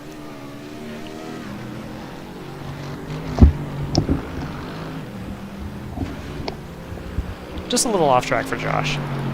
No harm, no foul. Yeah, that one was kind of a letdown after some of the... I was really hoping you'd be flipping end over end by now.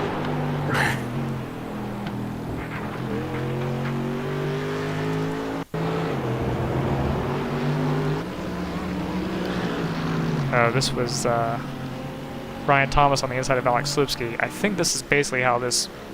Oh no, wow. That's very well held. Yeah, I think we saw that happen. Or if you didn't, I did. Some other things. My memory only goes back about 13 seconds. I so. understand, yeah. I've been keeping an eye on the Discord chat to see if there's a decision from race control on that last corner crash. They've said no loss of position, and they're just going to give a warning to Blake McCord for coming down on James French. Interesting, so okay. Stands pretty much as Brendan and I surmised. Well, I just agreed with you. It was your opinion. He was your hype man. I think it was the right one anyway, to that point. So. And Blake has said fair enough, so I think we're all in agreement there. Yeah, very good. No harm done. Let's move on to race 2. You can't blame Blake for trying either, you know, for trying to hold on to that position. No, it's the last lap, last corner. I mean, worst case scenario, you end up, you lose your one spot. On the other hand, maybe you're able to hold it. Well, there are always ways you can hit walls and stop pretty suddenly, so it's not a risk I would have taken personally. There were certain things sure. Give a better chance. No, not what I would have done either, but... Ooh, Trevor! Too many not beans. what I would have done either, but anyway.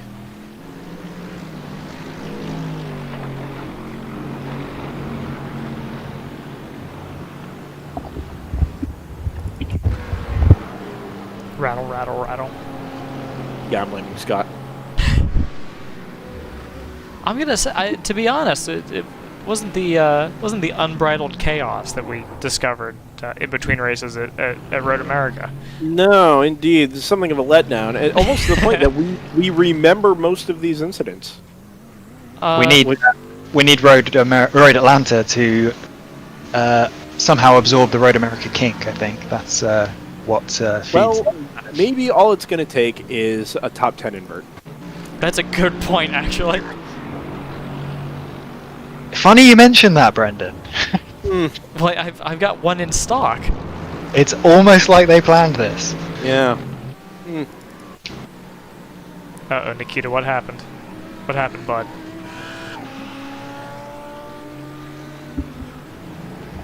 Oh, no.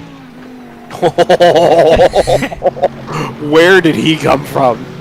Where did he go? Wow, didn't touch anything.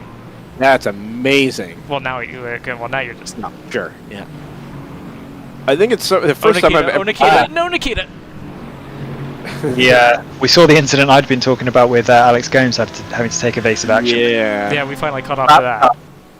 Oh god, yeah. Sorry, I'm watching on a slight delay as well, just so to explain my strange reactions. But yeah, we saw Alex Gomes have to go between two lapped cars and the crashed car of Nikita Ponaris through the grass at the bottom of turn 4 and 5 there. So and he still then caught Dan Burke and is it Burke? Sorry, I've It's Dan Thiemann. Dan Thiemann, and yeah, made the pass a lap later. So Well, Nikita not covering himself in glory here. Damaged car, which will make it hard. Yeah, I was gonna say I think a damaged car is gonna be responsible for most of that, and also just a hatred of cones. We've seen this from Nikita all season. It's been black or white. It's either been 30 places gained or absolute carnage the entire way through, which is odd. You would have thought there'd be some middle ground he could. Well, I mean, we'd prefer if he just did the gaining 30 places. Sure. But yeah, so you never see anything in the middle. Oh, Wes, that's a very similar move to what put him out in race 2, or a really good result at race 2 in Road America, if I remember right. Kind of just lost himself on the brakes into Canada corner and ended up in the barrier. Yeah, it can be really difficult to kind of train yourself out of those instincts. So okay, so that's what happened with Josh. Wow, I've failed to say his name every single time it's come up. Josh Olson, spinning in front of I think 2 sets of leaders. So we were very lucky that didn't turn into something worse. Good job of holding the brakes though when he was in trouble and not collecting more cars than he needed to. Oh, let's watch this. This was the end of the race.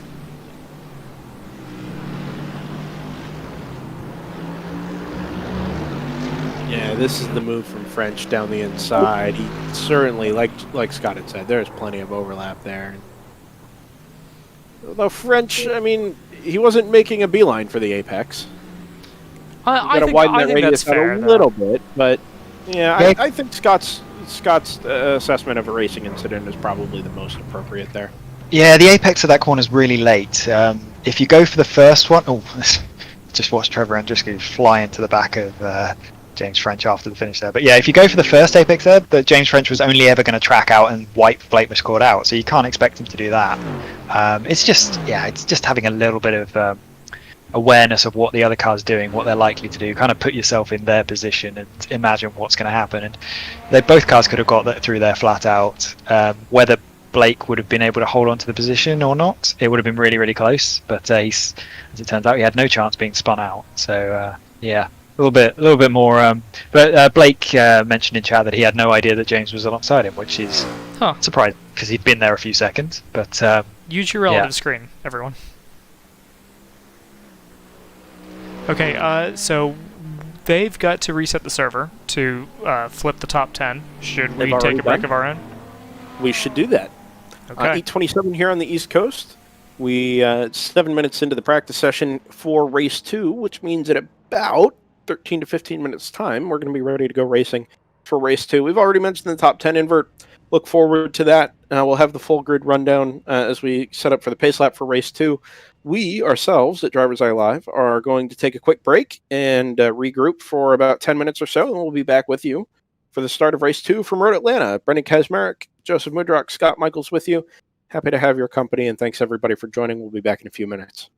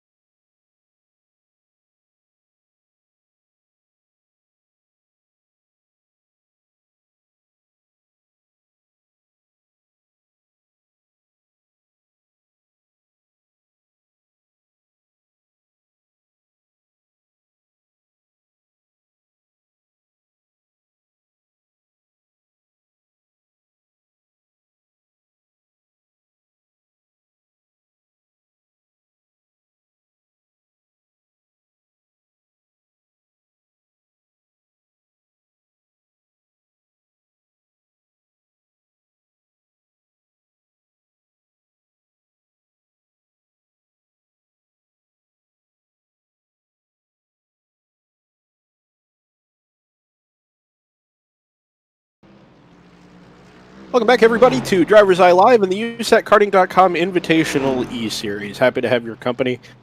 Hope everybody took the opportunity for a quick break, reset themselves, grab some water. I certainly needed it. Lots of shouting at the end of race one. A really great 30 minutes of racing there. And now we get to do it again with a little twist. We'll get there in a second. I'm Brendan Kazmarek, joined by Joseph Mudrak, who will be just back here in a moment, and Scott Michaels. Scott, we sort of recapped race one, but what you're looking forward to in race two? Well, we had a really clean race one, at least in the first half of the field. So what that has resulted in is a reverse top 10, but a reverse top 10 full of really our established names from the series, guys who have now quite a lot of experience behind them. So while we've had that reverse top 10 cause some major carnage in some of the previous weeks, I'm not expecting that this time, he says, knocking on wood really hard. But I think certainly, I mean, we've got 7 guys in there who were our clear breakaway 7 and are all very similar pace. They're obviously behind 3 guys from the pack behind, but those 3 are Gavin Bailiff, Ryan Thomas, and Jason Drescher, who we've seen all season, and are a solid pair of hands, I'm hoping.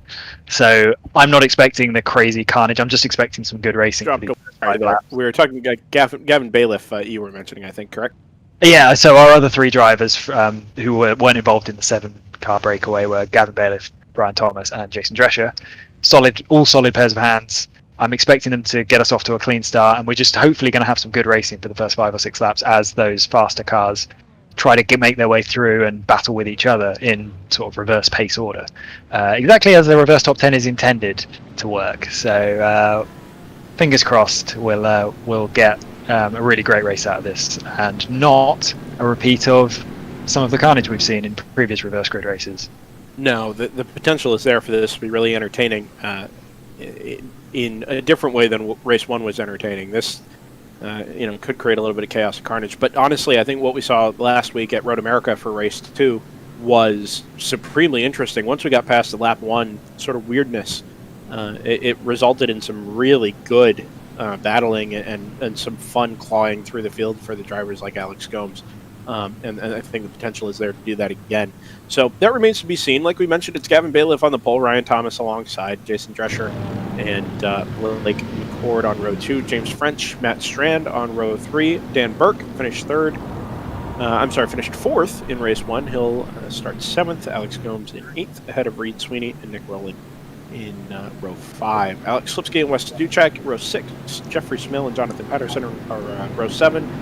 And then we go down through the list of drivers that more or less had some issues at some point during race 1.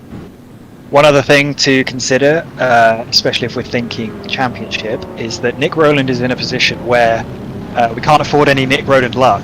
He's not had a great run of things in reverse grid races so far this season.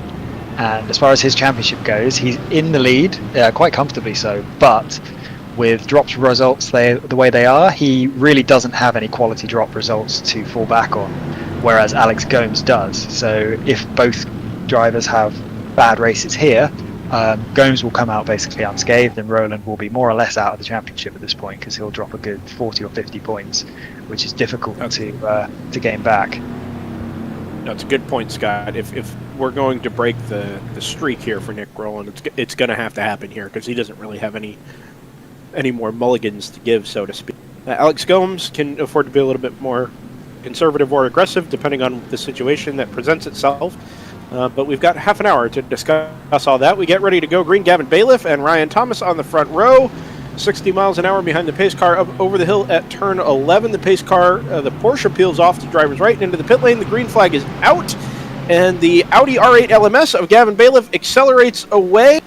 It's Ryan Thomas to driver's left, who is going to try and get a jump on Gavin Bailiff around the outside into turn 1. I don't think he's going to be able to do it. Blake McCord has got a monster of a start into 3rd. Jason Drescher 4th. Matt Strand slots into 5th. There's contact at the back. It's a spinning Dan Burke across the apex of turn 3. I think he's missed most of the contenders. But there for a moment, very awkward from Dan Burke. He's continued, which and might have just tipped Matt Hart on the way by, but in any case, I think more or less everybody's gotten away with it at the front of the field. We've got Josh Olsen and Varney, I think, have had a spin in turn 5. They look like they've got away with it without damage, and they've both recovered now. And a spin for David Nadeau down at turn 6. Again, he hasn't hit anything, hasn't any other cars. Hopefully he's about to rejoin safely. Same as it was in race 1, Scott, we've gone back to single file, and the S's sort of forced that on everybody. At the moment, it's Gavin Bailiff, P1 into the braking zone. He slides wide past the apex, as does Ryan Thomas. Blake McCord also slightly wide. And the lead 3 are kind of as they were, but Jason Drescher and Matt Strand are going absolutely hammer and tong down the hill at turn 11 and into turn 12. Nose to here making a move down the inside of turn 1. He's going to make that pass on James French. Past James French, and James French isn't a slouch, so Gomes been really aggressive there, and that's a good move to get up past James French. And on top of that, it's put a car in between himself and Nick Rowland, at least for the time being.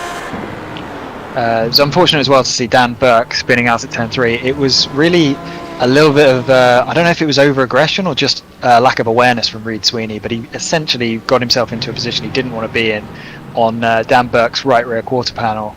That move was never going to come off, and he tipped Burke into a spin. So we'll see if the race control anything to say about that.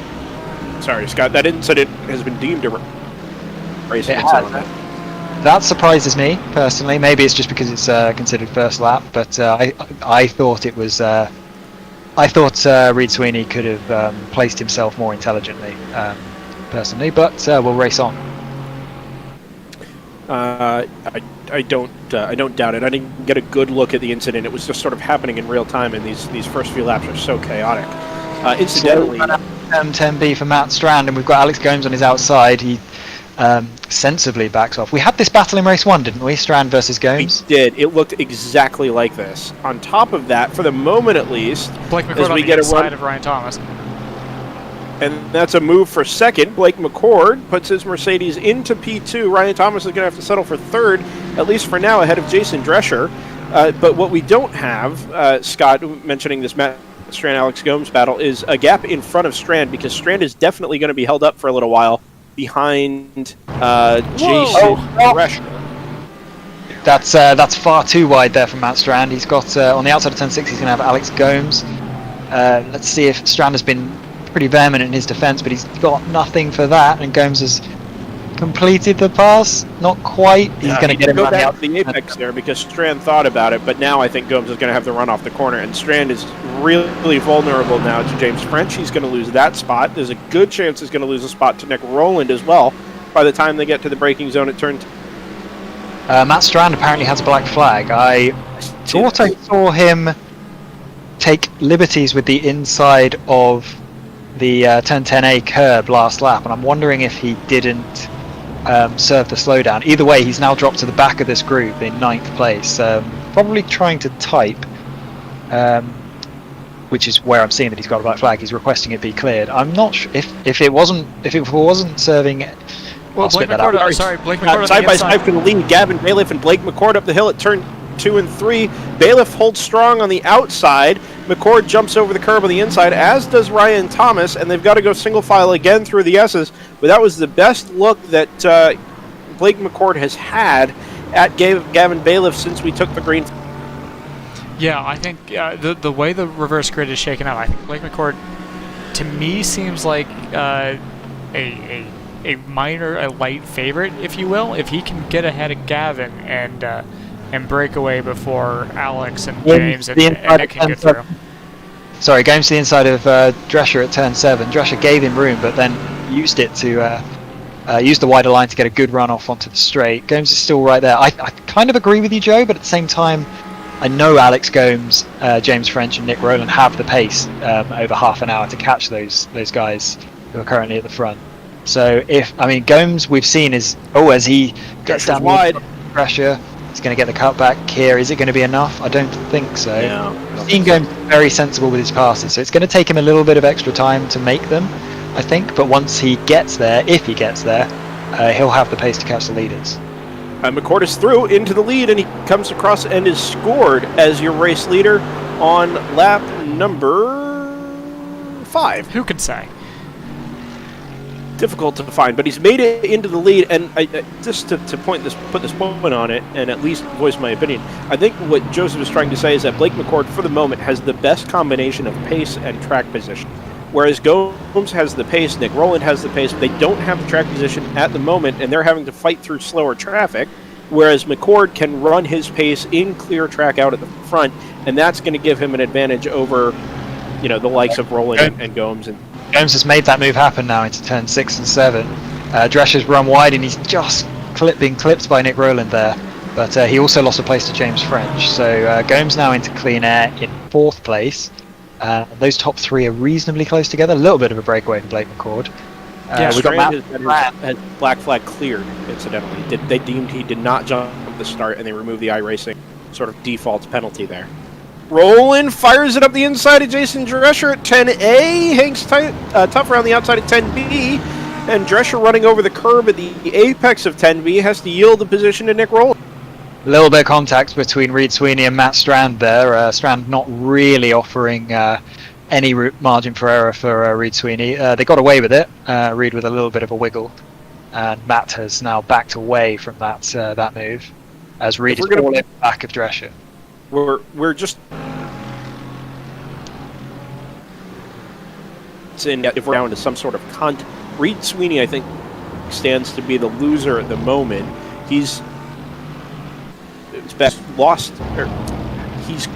used his drops already, so to speak. He doesn't have much more to give. But even though he's inside the top 10, Gomes and Rowland are both ahead of him and will be picking up points. And it's not like Sweeney has these, lower end top 10 results to give up.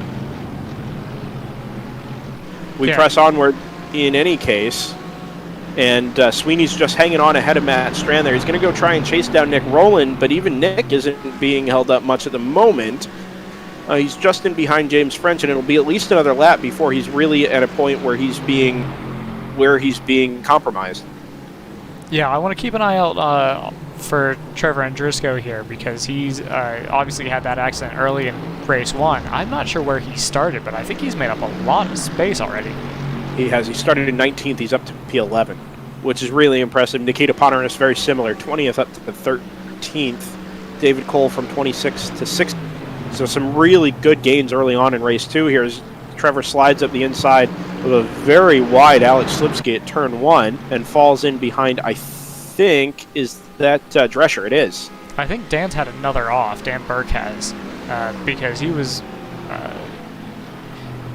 when he was passed by Ponaris, I don't think he was right in front of him. Oh, we've got chaos for the lead here. Balthas, I think, is a lapped car who's just in between Gavin Bailiff and Ryan Thomas. He is. They go through turn 6. Gomes gets balked a little bit behind as they work past the slower BMW Z4. But it's, if anything, going to put Ryan Thomas into the strongest position now in the draft of Gavin Bailiff all the way down the back straightaway and into the braking zone at turn 10. He goes to driver's right, does Ryan Thomas. Bailiff defends to driver's left, and if they can go side by side, they can't. Ryan Thomas sort of backs out of it, and it gives Gomes the switchback he spent most of race 1 trying to perfect. But much like that race 1 battle, he doesn't have the run down through turn 12, and he's got to back out and fall in line behind Ryan Thomas's Mercedes down the front straightaway. James French is closed up to the back of Alex Gomes as a result of all that. Nick Rowland is very much in that mix now as well. They all sort of concertina up in the braking zone at turn 3 behind Alex Gomes, who's dropped a little bit off the back of Ryan Thomas. Thomas goes wide at turn 4, misses the apex a bit, and Gomes is being really conservative. Oh, look at the launch that Gomes had. If Gomes plays this right and gets the launch off turn 7, he might be able to have enough of a head of steam at the end of the back straightaway to be able to make a good, decisive move on the brakes into turn 10. I switched over to the wrong car. Yes, it was the Rowland pass on James French that I wanted to point out. Yep, Nick finally making his way through James French. So he's actually been coming forward much slower than I would have expected. Maybe I'm just in Road America mode where Nick seemed to have a second a lap on the field. but he's being extremely patient here as we see Gomes go for the move at 10A, and he's pulled that off very cleanly. That is exactly what I was describing. He had enough of a gap from the back of Ryan Thomas that he could build up the head of steam and had enough momentum at the end of the back straightaway into the braking zone that he could make a good move on the brakes and have it done by the time they got to the first A. It was a really good move from Alex. Yeah, I do get the sense that that Ryan gave him a lot of room kind of on purpose. Like, I don't really feel like fighting this for the next 19 minutes. I don't disagree with that. So speaking of 19 minutes, that's obviously how long Alex Gomes has to firstly get past Gavin Bailiff, but assuming he's capable of doing that, it's actually only a 3.5 second gap as Ryan Thomas runs very wide, and he's going to lose 2 places here to our remaining front runners from race 1, Nick Rowland and James French. Possibly to Reed Sweeney as well, Scott. Bit of contact, but he's in a good position to hold it on. In fact, he's dived down on James French. He's hit French. Oh, this is French. Yeah. And French rejoins right into the side of Reed Sweeney. Thomas is still very much recovering. In the meantime, Alex Gomes side by side with Gavin Bailiff down the back straightaway on the brake. He's not quite far enough alongside, and Gavin Bailiff's done really well to hold that up. Well, all the way now, look at through the brake. Yeah, but see, Gomes is going to have to back off here at the apex of 12, and really. I don't know if he's, because Gavin's been really early on the brakes in the turn 1, and so if Alex is a little more aggressive. Get one. Go ahead, Joseph. No, that was it. You were cutting out, so I was filling in. We've got a really great battle at the back end of the quicker in turn 1, and if he can get Bailiff off of his marks a little bit, it'll be enough, I think, to Alex go, but it's not been that way so far. Contact with Drescher and Slipsky, and Alex Slipsky and Jason Drescher both go hard into the wall at driver's left between turns 3. Yeah, that was really unfortunate. That was that battle at the back end of the top 10 I was referring to. We had Trevor Andruscu, who's on an absolute march forward, came through both of those guys through turn 1. And then, yeah, it's as they were trying to recover themselves from being overtaken by Andruscu, they kind of found each other, unfortunately. Andrew Ball, a little bit of contact there that didn't need to happen. Gavin Bailiff, Joseph, Gavin Bailiff has lost 2 spots to both Gomes and Rowland, who are now nose to tail at turn 10. So, to your point, Scott, he's not really been held up in traffic, and now the two of them are very much together, tied for first in the championship coming into round 4 tonight. Yeah, and then we've got Blake McCord 3.5 seconds up the road. He's been doing high 19s, which is a strong pace, but we know that Gomes and Rowland are capable of low 19s, if not slightly better. So if they're going to catch it, say, half a second a lap, that should take them about 10 minutes, and we've got 16 to go. So I'm expecting a race for the lead before the end of this. New fast lap from Reed Sweeney, so that'll be really interesting to see if, as these guys kind of accordion, concertina, pick your continent of choice, as that gap begins to shrink among the group of them, to see if Reed has anything for maybe a podium, depending on how things shake out. Yeah, we're 14 minutes in. We're coming up to halfway. 11 laps completed at Road Atlanta. 23 projected this evening for race 2. It's been a reasonably clean start, but there's still half the race to go, and a lot to play for, especially in terms of champion implications here tonight. Nick Rowland on the inside of Gomes. Oh, that is a strong move from Rowland, but Gomes very much cut it back to the apex there. Rowland was smart to back out of it. It wasn't a dive bomb as such, but they both raced each other really well and really clean there. And I think Rowland has pace over Gomes here, but he's going to have to pick his. Well, but what this is doing is actually it's giving Blake McCord a little bit more of that buffer. And so as they keep fighting it out, if they're not careful, they're going to slowly whittle that time away. And I don't doubt that there is a sense of urgency from Nick Rowland, knowing he's got 15 minutes and maybe 10 laps or so to try and close down that 4+ second margin up to Blake McCord. But conversely, so think about the situation that Alex Gomes is in, right? Nick Rowland can afford a couple drops. I don't. Basically, Alex has got to outscore, I guess, Nick, I think, every round if he's going to have a shot at the championship. In a way, it depends on your perspective. I think there's a chance that, Gomes looks at it from, well, I can afford a bad result. But what's happened to Nick? Has he cut a corner? It looks like a slowdown, doesn't it, Joseph? Yeah, it does. Backing right off down the back straightaway. We'll take a look and see if we can figure out where that might have happened. Yeah, but now, so he's lost third to Gavin Bailiff. He absolutely did. I'm very curious as to what's caused that. It sure looked like a slowdown, though. I'll try to find that for you. He must have cut 8. That's the only explanation.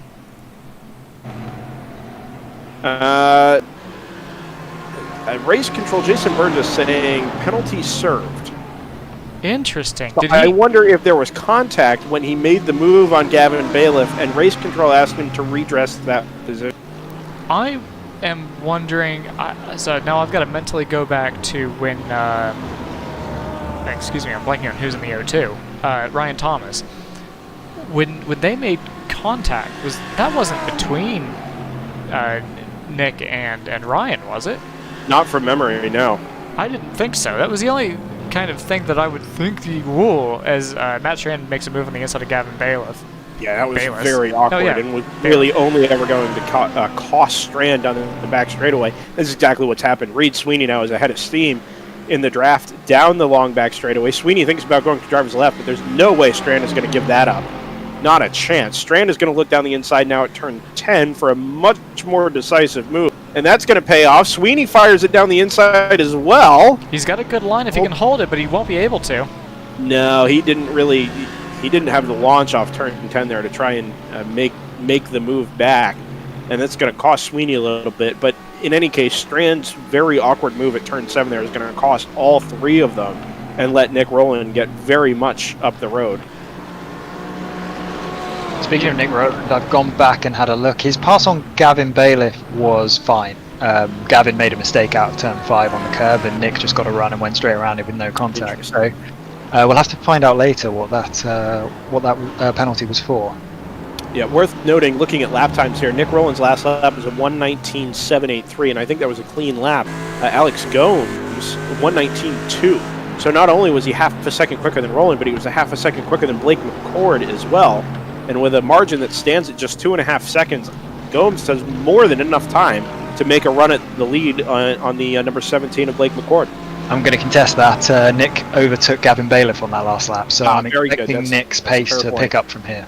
That's a fair point. More importantly, though, Gomes has that was his fastest lap of the race so far, although he did, well, it was his fastest clean lap of the race. He did a 19.3 earlier on, so yeah, I'm expecting similar pace to Gomes, but he's going to have a really hard time. Almost a collision between Gavin Bailiff and Reed Sweeney. I'm actually a little surprised Bailiff has been fighting that as hard as he has. Sweeney ought to be quicker, or certainly has been over the course of the evening, but a little bit of damage perhaps to the number 9 Castrol Mercedes, and it's allowed Gavin Bailiff to sort of hang tough, especially down the back straightaway. And I think if Sweeney does have the opportunity to get away, this would be it, but he slides over the curb at turn 1, the car gets sideways, and he has to give up the position anyway. That was a hell of a save. That's a really fast corner in these heavy GT3 cars with driver aids, which make things like that much harder to save than you might think. As Gavin Bailiff a bit squirrely over the curb himself, which is going to set Reed Sweeney up. Yeah, I was going to say Reed's going to have a much better launch coming in, but Gavin's taking the defensive posture. Are they going to collide? They're going to be awfully close. Oh, that's about as close as you can get without actually colliding. Sweeney's in an awkward spot on the outside there. He gets none of the benefit of the launch off the corner, and it's actually made him susceptible to a slightly damaged Trevor Andrisco down the back straightaway. They go 3 in a line with James French just off the back of them as well. That looked like that might have been contact too. Andrisco with a bump draft maybe on Sweeney, who throws it up the inside. He's not going to make the corner. Wow. Oh, he's done really well to hold that, but it allows Gavin Bailiff side by side through turn 12. Here. This isn't going to work. Somebody's going to have to give. Oh, that is how you make that work. And a little cheeky touch at the end sends Reed Sweeney to the inside. And here's Trevor James French to the outside. This is fantastic racing. Really well done by Bailiff and Reed Sweeney through turn 12, but it's balked Trevor Andrusko badly, and whereas he had a head of steam on the battling duo in front of him, it's all gone for naught because he's had to slow down to exactly the pace of Gavin Bailiff, and it's allowed Reed Sweeney to get away ahead of him. It's worth reiterating what a great race this has been from Trevor Andrusko, who's come from 19th on the grid and is now in with these guys who made the breakaway in the first race as he gets run into the back of by James French. Luckily, that was a good bit of iRacing physics there where it didn't spin him around. I think he got quite lucky there. But yeah, we all carry on with everyone as they were. No, they've finally started to spread out a little bit. Sorry, Joseph. Fastest lap of the race from Nick Rowland, a 1:19.0, and he's had to push very hard now to make up the gap to Alex Gomes. Gomes is in the low 19s as well, but he's the one making big gains on the leader, Blake McCord. That last lap was 0.4 of a second. This lap was only a 10th. And Rowland's been slower as well. Yeah, that was a relatively slow lap for Alex because he's got pace for 19.2. He's got 0.4 more pace than Blake McCord has. Which will be enough to catch him before the end, whereas the 0.2 Rowland may have on Gomes is not going to be enough to bring that gap down. So unless the two leaders get into it in the last couple of laps really hard, it's going to be between them, I think. Yeah, I think Gomes is going to have to keep this pace up to get to McCord, though. He can't afford too many of these laps where he's only picking up a few hundredths or a tenth here and there. He's got to consistently reel off 3 or 4 tenths every lap if he's going to have a chance to set up Blake in the last lap or two. And we've seen that Gomes is really taking his time with passes so far this evening. So Joseph's prediction of Blake McCord being the favourite for this one might not be far off, to be honest. It's going to be interesting to see if Gomes is willing to take a few more risks in the last couple of laps to get that win. He does need wins if he's going to catch Rowland in the championship, and this is a great opportunity to put one car between the two of them, and that'll put him in a great place in the point standings going into the last weekend. If I'm Alex Gomes here, there's cars at the apex of turn 12. That is horrifying. Coming down the hill. I think one of those was Dan Burke. Yeah. It's Ryan Thomas and Perry Herndon. Perry's going to read really awkward. There's no one coming. Seems to have got away with that one. Yeah, Ryan Thomas. Duck, I think. Sorry, Reed Sweeney having a moment at turn 1. He's got away with that, but really sideways headed up the hill as Gavin Bailiff launches it off the turn 3 curb behind him. I won't spoil it for you, but that's going to be a fun one to look at in the post-race montage. We look forward to the opportunity. Yeah, we'll get back to the racing as it is now. Looking at lap times, it seems like everyone's all of a sudden dropped off because Blake McCord's now into the 20s, but Alex Gomes has only gained 0.2. Well, I think what happened there was the accident at turn 12. I think happened in front of everybody, so I think they had to back off. Just if nothing else, out of self-preservation. Self-preservation isn't something we've seen much of from these guys over the last few years, but I'll buy that one. So we'll see what they can do this time. But either way, that Gomes only gained 0.2 on McCord that time, and that won't be enough with only. What do we think, Joseph? Is it 4 or 5 laps to go at the end of this one? It will be. We expect that this will be another 23-lap race. We're starting lap 18 now, so we'll say. Actually, we might get. No, I don't believe that. We're starting lap 19, so we'll get 5 out of this. Correct, I think. So it'll be very close. Oh, as we've got, that's turn 3. He goes through the grass by the motorcycle chicane and down the hill. Gomes is going to make the move on the inside of 4. There's contact there. Blake McCord is off. Gomes is slow down the hill. Nikita Ponaris is involved as well. Here comes Nick Rowland to the back of Blake McCord, who slows Rowland up at the apex, and Gomes gets away out front of it all. I would be surprised if McCord hasn't got a slowdown for that. He seemed to gain time going through the grass on Gomes. It may just have been Gomes recovering from the contact himself. He seems to be carrying on as if everything's fine, so we'll act as if that's the case. Rowland's going to launch here off turn 7. I don't know if the Audi has the straight line speed up against the Mercedes, but he's got a head of steam here if he wants it. He's not taking the slipstream, interestingly. No, McCord defends. Oh, he does have a head. No, he's taking that second apex is what he's going for. Down the back. Oh, he's got the move made before they get to 10A. Has Rowland gone too deep? Maybe marginally, but it's not enough. Here comes McCord on the cutback. He's got a really good launch up over the crest at turn 11. but it's not enough, and Roland is going to scamper away with second. So it's now Gomes, Roland, McCord, owing to some awkward moments at the top of turns 3 and 4 working lap traffic. We've got Matt Strand up behind Nikita Ponaris, who was the Audi, the wayward Audi that put Blake McCord into the grass last lap. I won't blame him too much, having not looked at the replay, but it was definitely that wrong-footed McCord. It's completely changed the complexion of the front of the race now. Absolutely. We were looking at Gomes possibly being able to put McCord between himself and Roland on the last lap. Now, because Gomes was held up so much in that, it looks like it could be Roland versus Gomes on the last lap. It's going to be really close. The gap is 1.4 seconds, and we saw how quick Roland was down the back straightaway. So if he's able to get to the back of Alex Gomes, either through slipstreaming or really good driving around the first half of the circuit, then maybe on the last lap it's Roland with the advantage into the braking zone at turn 10. But he's got to get there first, and at the moment, with just 3 laps to go, as we come up to the conclusion of lap 20, I'm not sure that he is going to be able to get there. It's going to be awfully close. The gap, the live gap that we're getting from timing is under a second now. Yeah, they've both got to be really inch perfect through the remaining 3 laps or so. It looks like Nick's got a really nice run visually just down the hill from turn 11 and 12. And he's able to close up some of that on Alex Gomes. What Roland can't do here, though, is to make a mistake and cost himself any points at all, because he has no margin for error with the drops we've got left. Yeah, especially after a win in race 1, a third in race 2 will just... a second in race 2 against Alex Gomes, who was third in race 1. That's a net win for Roland, which will put him in the lead of the championship even after drops.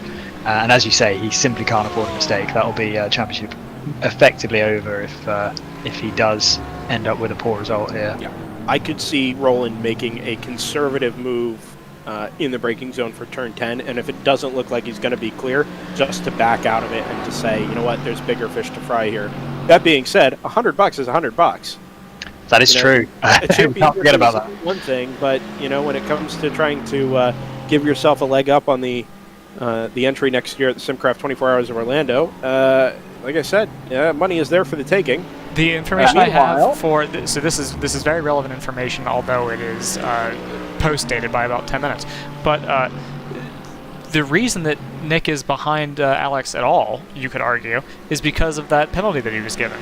And apparently that was for basically a bump and run on Gavin Bailiff. Interesting, because I did look at a pass Nick Roland made on Gavin Bailiff, and it looks completely clean to me, but there may have been another one that I missed. Yeah, that is the information as I have it. We are under 2 laps to go. You never know how these things are going to pan out, but the way it's worked out anyway for Nick Roland in the long run is it's put him up into second. It's thanks to some bizarre lap traffic work up at the top of the S's, but in any case, it's put him onto the back of Alex Gomes with a few really, really good laps from Nick Roland. 119.2 the last time around. Gomes is a little wide at 7. Now let me propose this. He spent the better half of last race behind somebody who was taking a very defensive line into 10A. What are the chances you think he tries to replicate that strategy here? That's exactly it. You've got to play the Matt Strand game and just do exactly what he did to you. That being said, Roland is really good on the brakes into 10.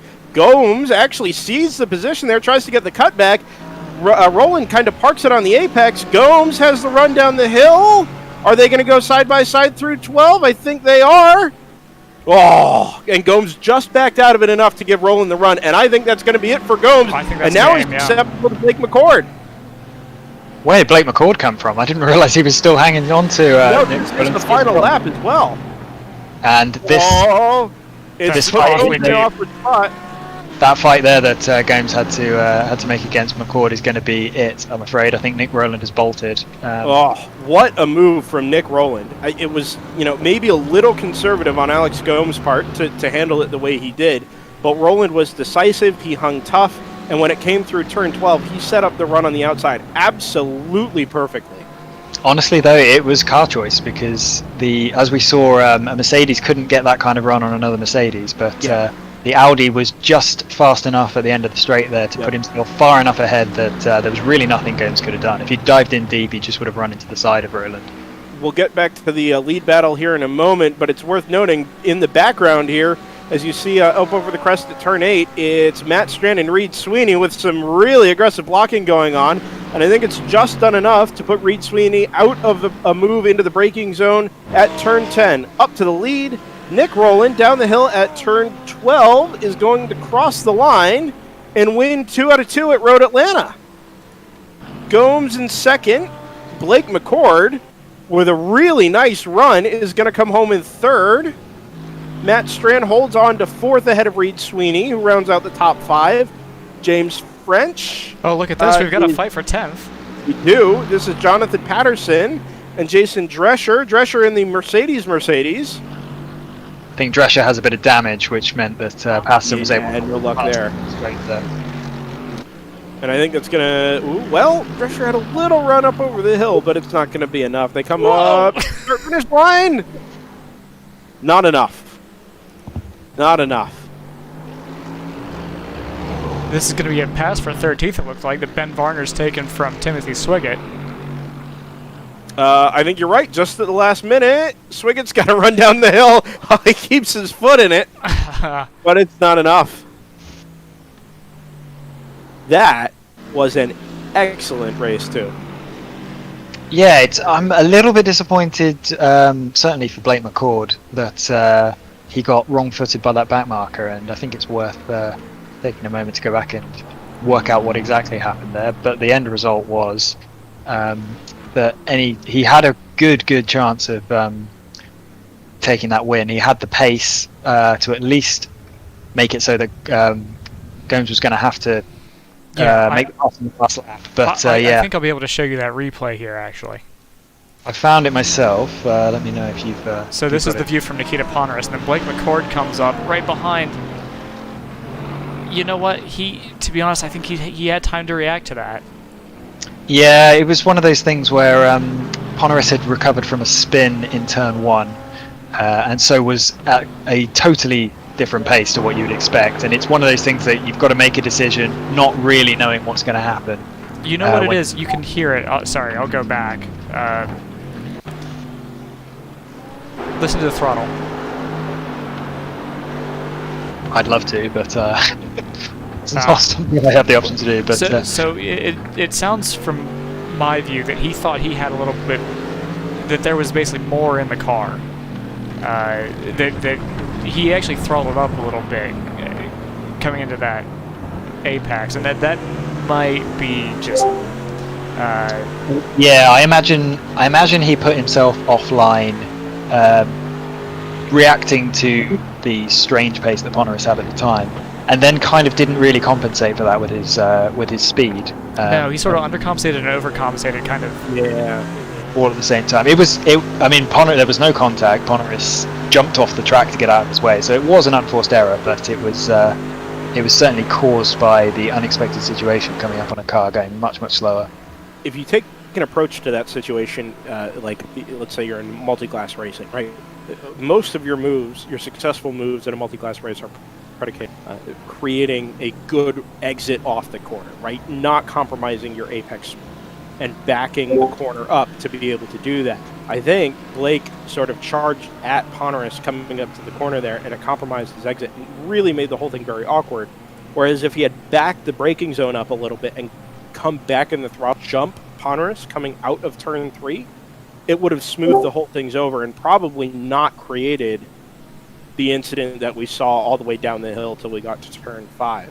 But hindsight is 2020, and I completely agree with you in hindsight. But what the information that Blake McCord was lacking was how fast Poneris was going to be, or whether he was even getting up to speed. He would have come around that blind corner up the hill and just seen a very slow moving car and thought, I want to get past this car before turn 3, because otherwise I'm at least going to be stuck behind him on that apex, if not all the way down the hill. I'm sure we've all done multi-class races at Road Atlanta. The last thing you want to do is be stuck behind a slower class car going down that hill. So I imagine he made the snap decision of, I need to do everything in my power to get past this slow car, before turn 3. Unfortunately, he didn't realise that Nikita Poneris wasn't even particularly damaged. He was accelerating back up to speed. So he probably arrived at turn 3, not as far advanced on Poneris as he was expecting, and that resulted in him going in far too deep trying to overtake Poneris, making the mistake, running into the grass, and yeah, we saw what happened after that. Yeah, I'm going to present here that the idea that maybe the biggest loser out of all of this, obviously Blake, falling first to third is a bummer, but Alex sort of ended up with a couple of different swings of emotion there. He was probably going to be able to catch Blake, all things being equal, by the end of the race. Making a move is obviously a different story, but he was probably going to be able to get there. And I think Nick was just too far back from Alex to really be able to do anything. So, worst case scenario, he was going to look at a second for him and a third place for Nick, which would have been a points gain for Alex. What that all meant, at the end of the day, after all that happened, was Nick was actually able to catch Alex and take the win, which is an even bigger points haul for Nick. Alex still ends up second, but instead of gaining points on Roland, now he's actually lost. I completely agree with you. We've got a few people in, Brendan, who would be willing to See this. take some of their time to talk to you for some reason. I don't understand it, but here we are. Oh, well, I'm sure they want to talk to me more than I want to talk to them. Wait, no. Wow. No, that's... Nick offers his opinion on his move around the outside of turn 12 in the Discord here, which is, I think, fairly accurate. Still clenching the butt cheeks. Yeah, it was almost a big oof, but yeah, it was really great racing. I'm tonight. We'll wrap things up after we do some interviews here, but tonight, front to back, has been some of the best racing that the USAC karting eSeries, Invitational eSeries, has had to offer. Really thoroughly enjoyed it. If you guys, anybody who's in the Discord here is interested in a quick interview, 2 or 3 questions for a minute or so, more than welcome to send me a message and let me know. Blake, Trevor, and Alex have all said that they're in for it. Very good. Let's start with Blake McCord. Blake, with about 5 minutes to go tonight, you were looking pretty good, and then things changed. Yeah, I couldn't believe it. Goodness, I think I led almost all the race, it seemed like, till the point that counted. But, I saw probably halfway through or sooner Alex battling and catching me, and figured Alex and Nick hopefully battle and give me some breathing room. And, I think that lasted until they finally caught me. And unfortunately, it was coming up on some lap traffic and just kind of caught me out. I didn't hit him or anything, but just huge pace difference going into turn 2 there, start of the S's, or just threw me off, and unfortunately I messed it up. Alex came by. I think we might have bumped a little getting back on the track, and then I think we were confused as far as who should go, and I was on the radio telling him to go, and yeah, I just got Nick all involved with us, and that was it. So you had the second, your win back at the second race at Lime Rock, of course, but it was a really solid drive tonight up until that all happened in race 2. It was a good jump. You were out in front reasonably early and sort of just controlled the race on your own out there. The result notwithstanding, happy with tonight's performance?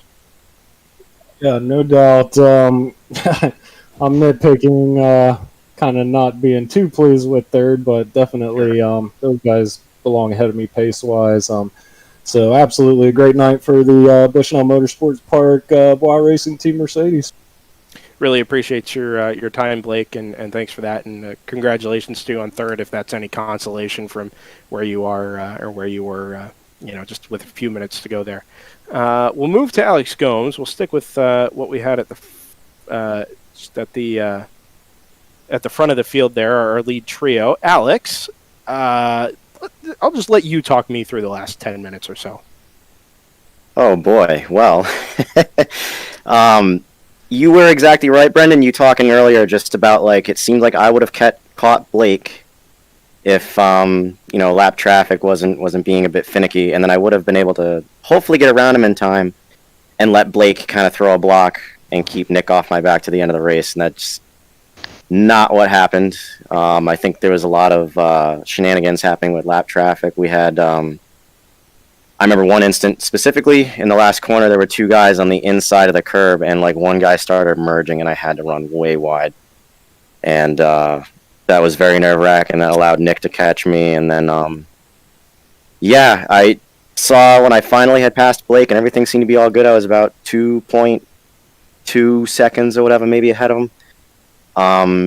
But Nick's just got the pace to getting within the draft was the big game today. Because once you got in the draft, that backstretch would gain you so much time. Which is exactly what I was thinking catching Blake. I was like, I hope I catch Blake's draft before Nick catches my draft. But yeah, Nick was just able to stay on it and run fast laps, and I did get into my draft and somehow made that move stick around the outside. I'm sure you guys watched it in the first race, me trying to get around Matt Strand and being stuck behind him for like 14 laps, trying to do the same crap. And I was like, well, maybe if I pull the Matt Strand defense situation, maybe I can defend just as well as he did. And nope. So he got around me, and then going into that final corner there, I got into his inside, and I didn't really throttle through that corner because I was very nervous of bouncing off the inside curb and into Nick, and I don't want to, be any part of foul play here. So no, sure.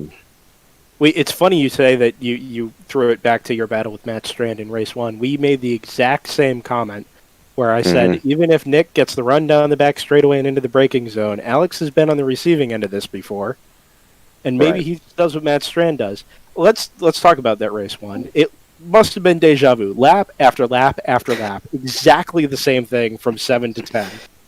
Yeah, and all I can do is give Matt credit. That's exactly what he needed to do, and it was working for a very long time. But I eventually was able to. If you saw, I kind of went inside and tried to stay inside for the braking zone, and even though I didn't get alongside, it seemed to psych him out, and he blew that corner, which allowed me to set up for the very next right-hander and then get around him in the last corner. And that's where I learned that bouncing off that curb can be lethal, because I made the pass, then bounced off the curb right in front of him, and saw him spin in the back, and I was like, wait, did I do that? I didn't see any car contact or anything from my safety rating, but I was still worried, like, did I nudge him? What happened there? So that's kind of what made me be a little bit more reserved in race 2 when trying to complete the pass on Nick. Well, I appreciate you coming by here, Alex, at the end. Second place in race 2 tonight. Not maybe what it could have been, and we'll see how this impacts the points at the end of the night. But position-wise, it's been a good night for you, and congratulations. Yes, thanks. I have to say, I think tonight was the best racing for my group as far as just no crazy incidents or anything. Nothing like last week. So thanks for the interview. Thanks for the broadcast, and a shout out to Black Glove Courier Services. Really appreciate it, Alex, and we would concur. The battles for most of tonight, they were clean, they were exciting, a bit repetitive, not in a bad way, but you see the same move lap after lap, but everybody gives each other room. It's conservative, it's fun, and really entertaining for us. So we've thoroughly enjoyed it. Again, I think we had Trevor. Trevor was up for it. Oh, very good. You with us, Trevor? Here now. All right. So we'll gloss over race 1 for the moment. Race 2, 19th to 7th. That's not bad. I'm happier about that. I bet you are. So, okay, we'll throw it back to race 1. So what... because we've got to get there to make your race 2 look heroic. Unforced error in race 1? So tried something that I probably wouldn't have tried maybe in the real car, and it just didn't stick. As you guys mentioned in the broadcast, touched the curb. But I think I was already loose at that point, and it just continued, and no saving it at that point. It's unfortunate, because spent a bit of time last night trying to get up to the pace that these guys are running, and just couldn't find it, and just made a stupid mistake early on. Yeah, it seemed like, let's say, had that not happened, the pace was so much closer at the front of the field this week than where we were at Road America last week. Lots of guys in the low 19s, low to mid 19s. In race, it set you back for race 2, but that pace was able to launch you up sort of in that same battle. You ended up just within a dozen seconds of the winner at the end of it, despite having come from almost 20th on the field. What was it like battling through, that many cars and keeping it clean all the way, which is even more impressive? Well, it's kind of ironic too. I typically never warm up, but I found some pace in race 1 that I didn't find in practice throughout the week. So those of you that are listening, always take the opportunity to warm up. I found 4/10 in warm up for race 2, and I took that. And I knew race 2 was probably going to be a little iffy at the start. Tried to stay clean as best I could, and it just worked out. Probably a little over aggressive in some portions of the race, but just kept finding lanes and kept shooting for the gap and making it. And found myself in the top 10 and kept going, kept my head down, and actually turned the relative screen off, which is very rare for me. Well, it was a good run through race 2. It's unfortunate we couldn't see it, do the same in race 1, but all things considered, it looked really good at the end there. And new paint scheme looks really nice as well. Happy to see a not matte black Mercedes. Yeah, that was a little sleight of hand there. Happy to have some good racing. I think we're about where we wanted to be, maybe at the beginning of the season, and I think people are probably taking it a little bit more serious now, and the racing's a lot cleaner. So, hats off to everybody hosting the series, and big thanks to Simcraft for helping me find some speed this week. Appreciate it, Trevor. And like I said, completely agree. Big steps forward this week. Really enjoyed it. We will go next. I think for the first time this season, we have the opportunity to talk to Nick Rowland, a $500 heir, as it were. 5 full wins on the season, including 4 points wins. It leads the championship now at the end of 4 rounds. Nick, you've finally broken your race 2 streak. It's taken a little bit of time, but finally I've managed to get to the end, unscathed, relatively speaking. But yeah, finally a decent double result. You've got race 1 figured out. Clearly, you have the pace pretty much everywhere we go, and race 1 was reasonably straightforward. Race 2, like we mentioned, you sort of had to find your way to the end of it. It wasn't as clean as race 1 getting there, though. No, it definitely wasn't. I heard Alex say before about getting in the draft, and it was probably even more difficult for the Audi. You would get the initial drive, but the top end of the Mercedes meant it would pull away. So I really had to tuck right underneath the rear wing to stay with it, and then, be very, very brave under braking, because I was braking way deeper than what I really wanted to. And especially with the way the front of the Audi loads up, it just goes straight into understeer, and there's not a lot of getting it back. And as things panned out, sort of 5 minutes to go, ended up watching Alex and Blake in front of you up through the hill at turn 3. Just talk us through what you saw there and how you sort of set yourself up for those last 5 minutes to try and make a run at Alex for the win.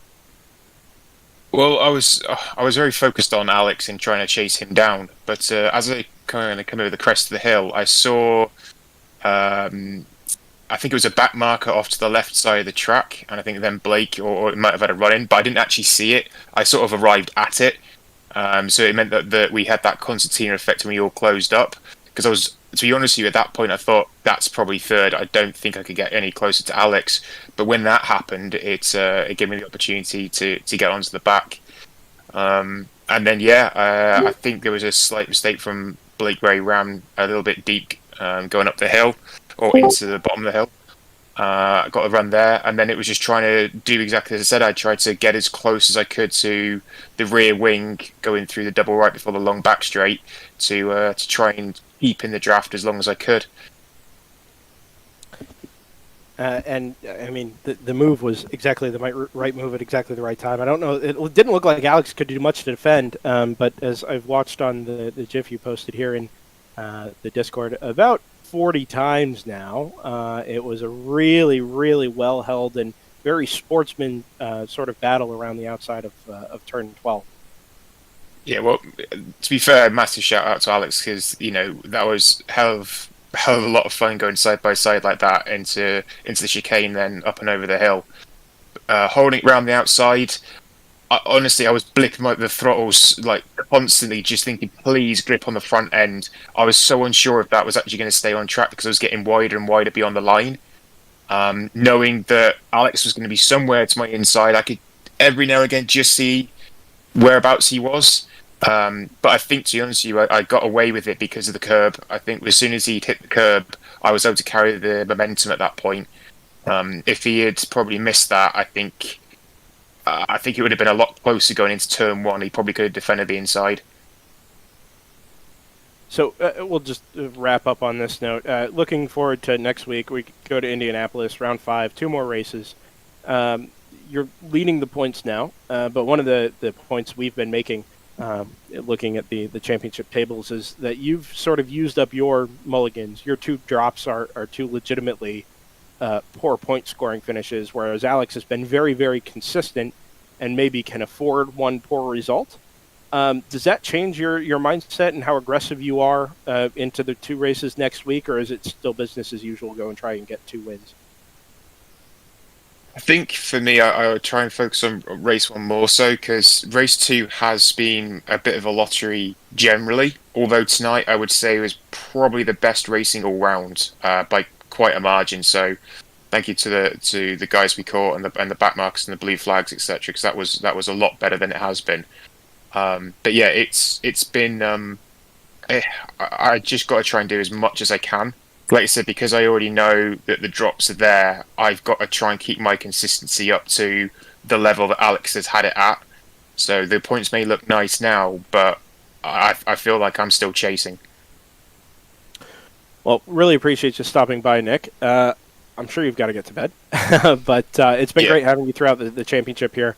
All 5 weeks we've been watching you. You've had great pace, and it set us up really, really nicely for a great championship finale next week in Indianapolis. So, congratulations again on your first double victory of the season, and we look forward to doing this again next week.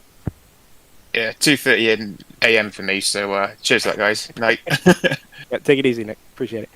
If anybody else, you're more than welcome. I think Gavin. Yep. Yeah, Gavin Bailiff. All right, let's take care of this. Gavin, that was fascinating. I didn't mute, did I? He's muted? There we go. No. I thought you kicked him out of the room for a second. I was like, what did you do? It was sort of a comedy of unmuting there. Gavin, so more airtime than maybe you've had all season. Certainly had a chance to call your name more often than we have throughout the season. 6 is not a bad result, but are you happy with that given where you started race 1? Or I'm sorry, race 2. Yeah, I mean, it was really good race, and I knew I wasn't like the fastest on track, so starting pole position was going to be pretty crazy for me. Are there nerves there starting up front? We talked last week, I think, with maybe Matt Hart, who sort of wasn't sure what the protocol was. Do you get nervous seeing the championship leaders and those cars behind you, or is it just hit your marks and try and be as clean as you can? Pretty much just hit your marks and try and be as clean as you can. I don't want to cause a wreck and take out anybody for the championship, considering I'm not doing the greatest. But pretty much just hit all your marks and just go.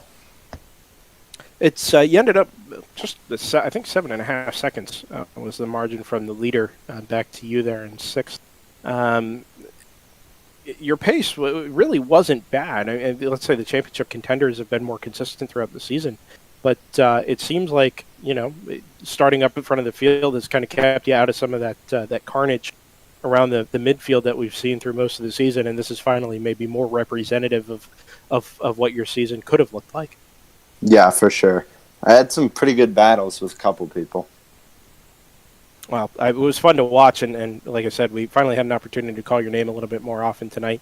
The reverse grid certainly helped, but it was fun to watch, and 6th place, that close to the leader, is a good result, all things considered. Yeah, for sure. Thank you. Yeah, I appreciate it. Well, with that, unless somebody chimes in here, we'll start wrapping things up. 9:40 here on the East Coast, and we've only got one more week to do this after this. So We'll go to Scott first, I think. Your thoughts on tonight, Scott? I think it was summed up by a lot of the interviews. A lot of guys saying that we had much, I guess you'd summarize it as higher quality racing this time.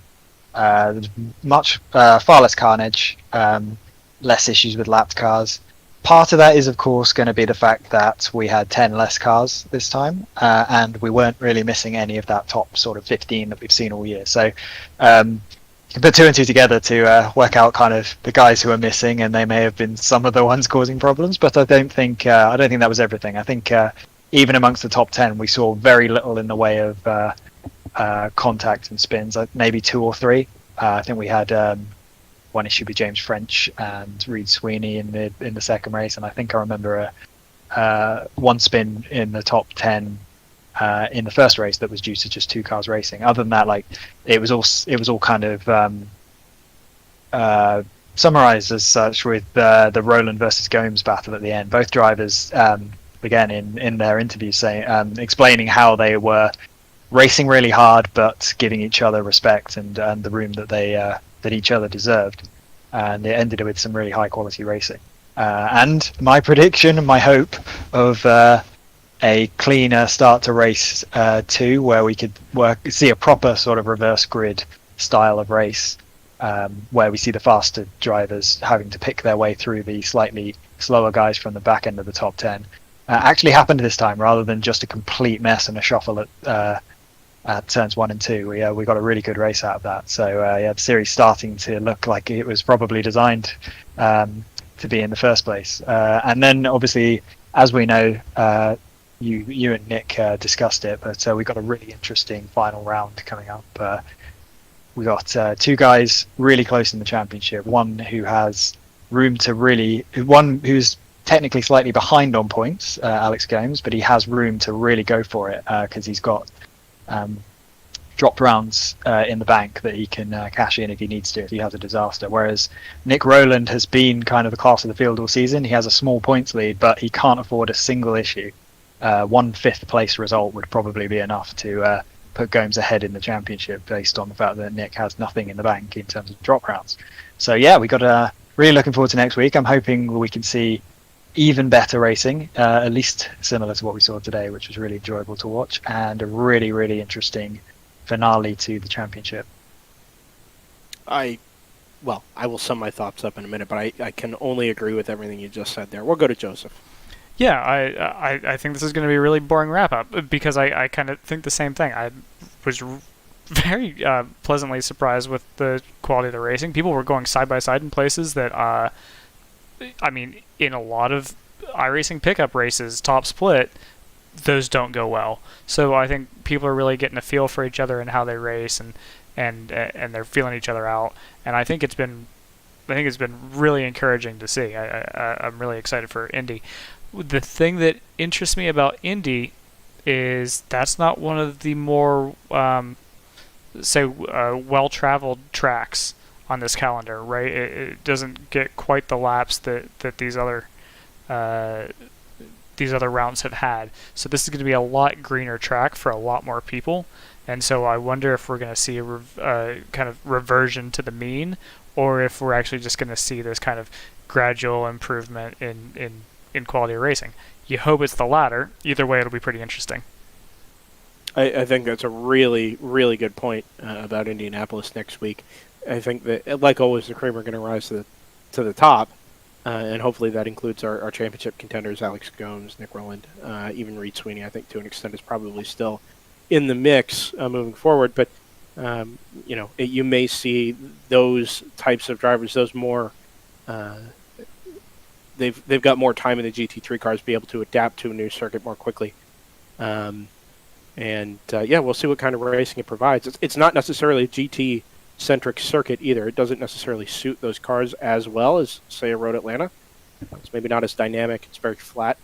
But with that being said, I think that it'll make things interesting at the very least. And when you put it all through the lens of what we have coming up for a championship battle in the finale next week, it makes things that much more interesting and an opportunity to maybe try and get inside some of the drivers' heads and understand their mindset and how you go about contending for a championship. So really looking forward to that. Like you both mentioned, and most of the drivers, really, really impressed with the driving standards tonight. And you make the point, Joseph, that you don't get this in a lot of like top split iRacing events, and that's very true.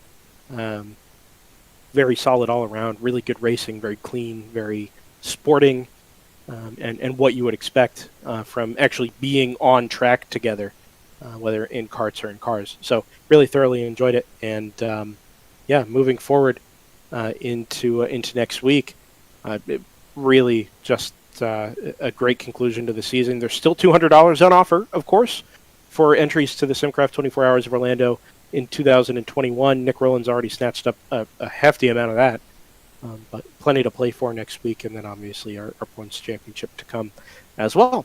So, with that being said, first, thank you to everybody who participated in the interviews afterwards tonight. Appreciate all your time. Jason Burgess and TJ Halsema were in race control tonight, along with Dave Dusick, I think. The trio there taking care of things during two of our 30-minute sprints. Appreciation to them. Appreciation to all of you for watching and listening, and to the drivers for taking part. I am Brendan Kazmarek, joined by Joseph Moondruck and Scott Michaels on DriverSeye Live. USACkarting.com Invitational eSeries. 1 week to go next Wednesday night, 7:15 Eastern, from Indianapolis. Happy to have your company tonight, and we look forward to getting to share the finale with you next week as well. Bye for now, everybody, and we'll see you this time next week.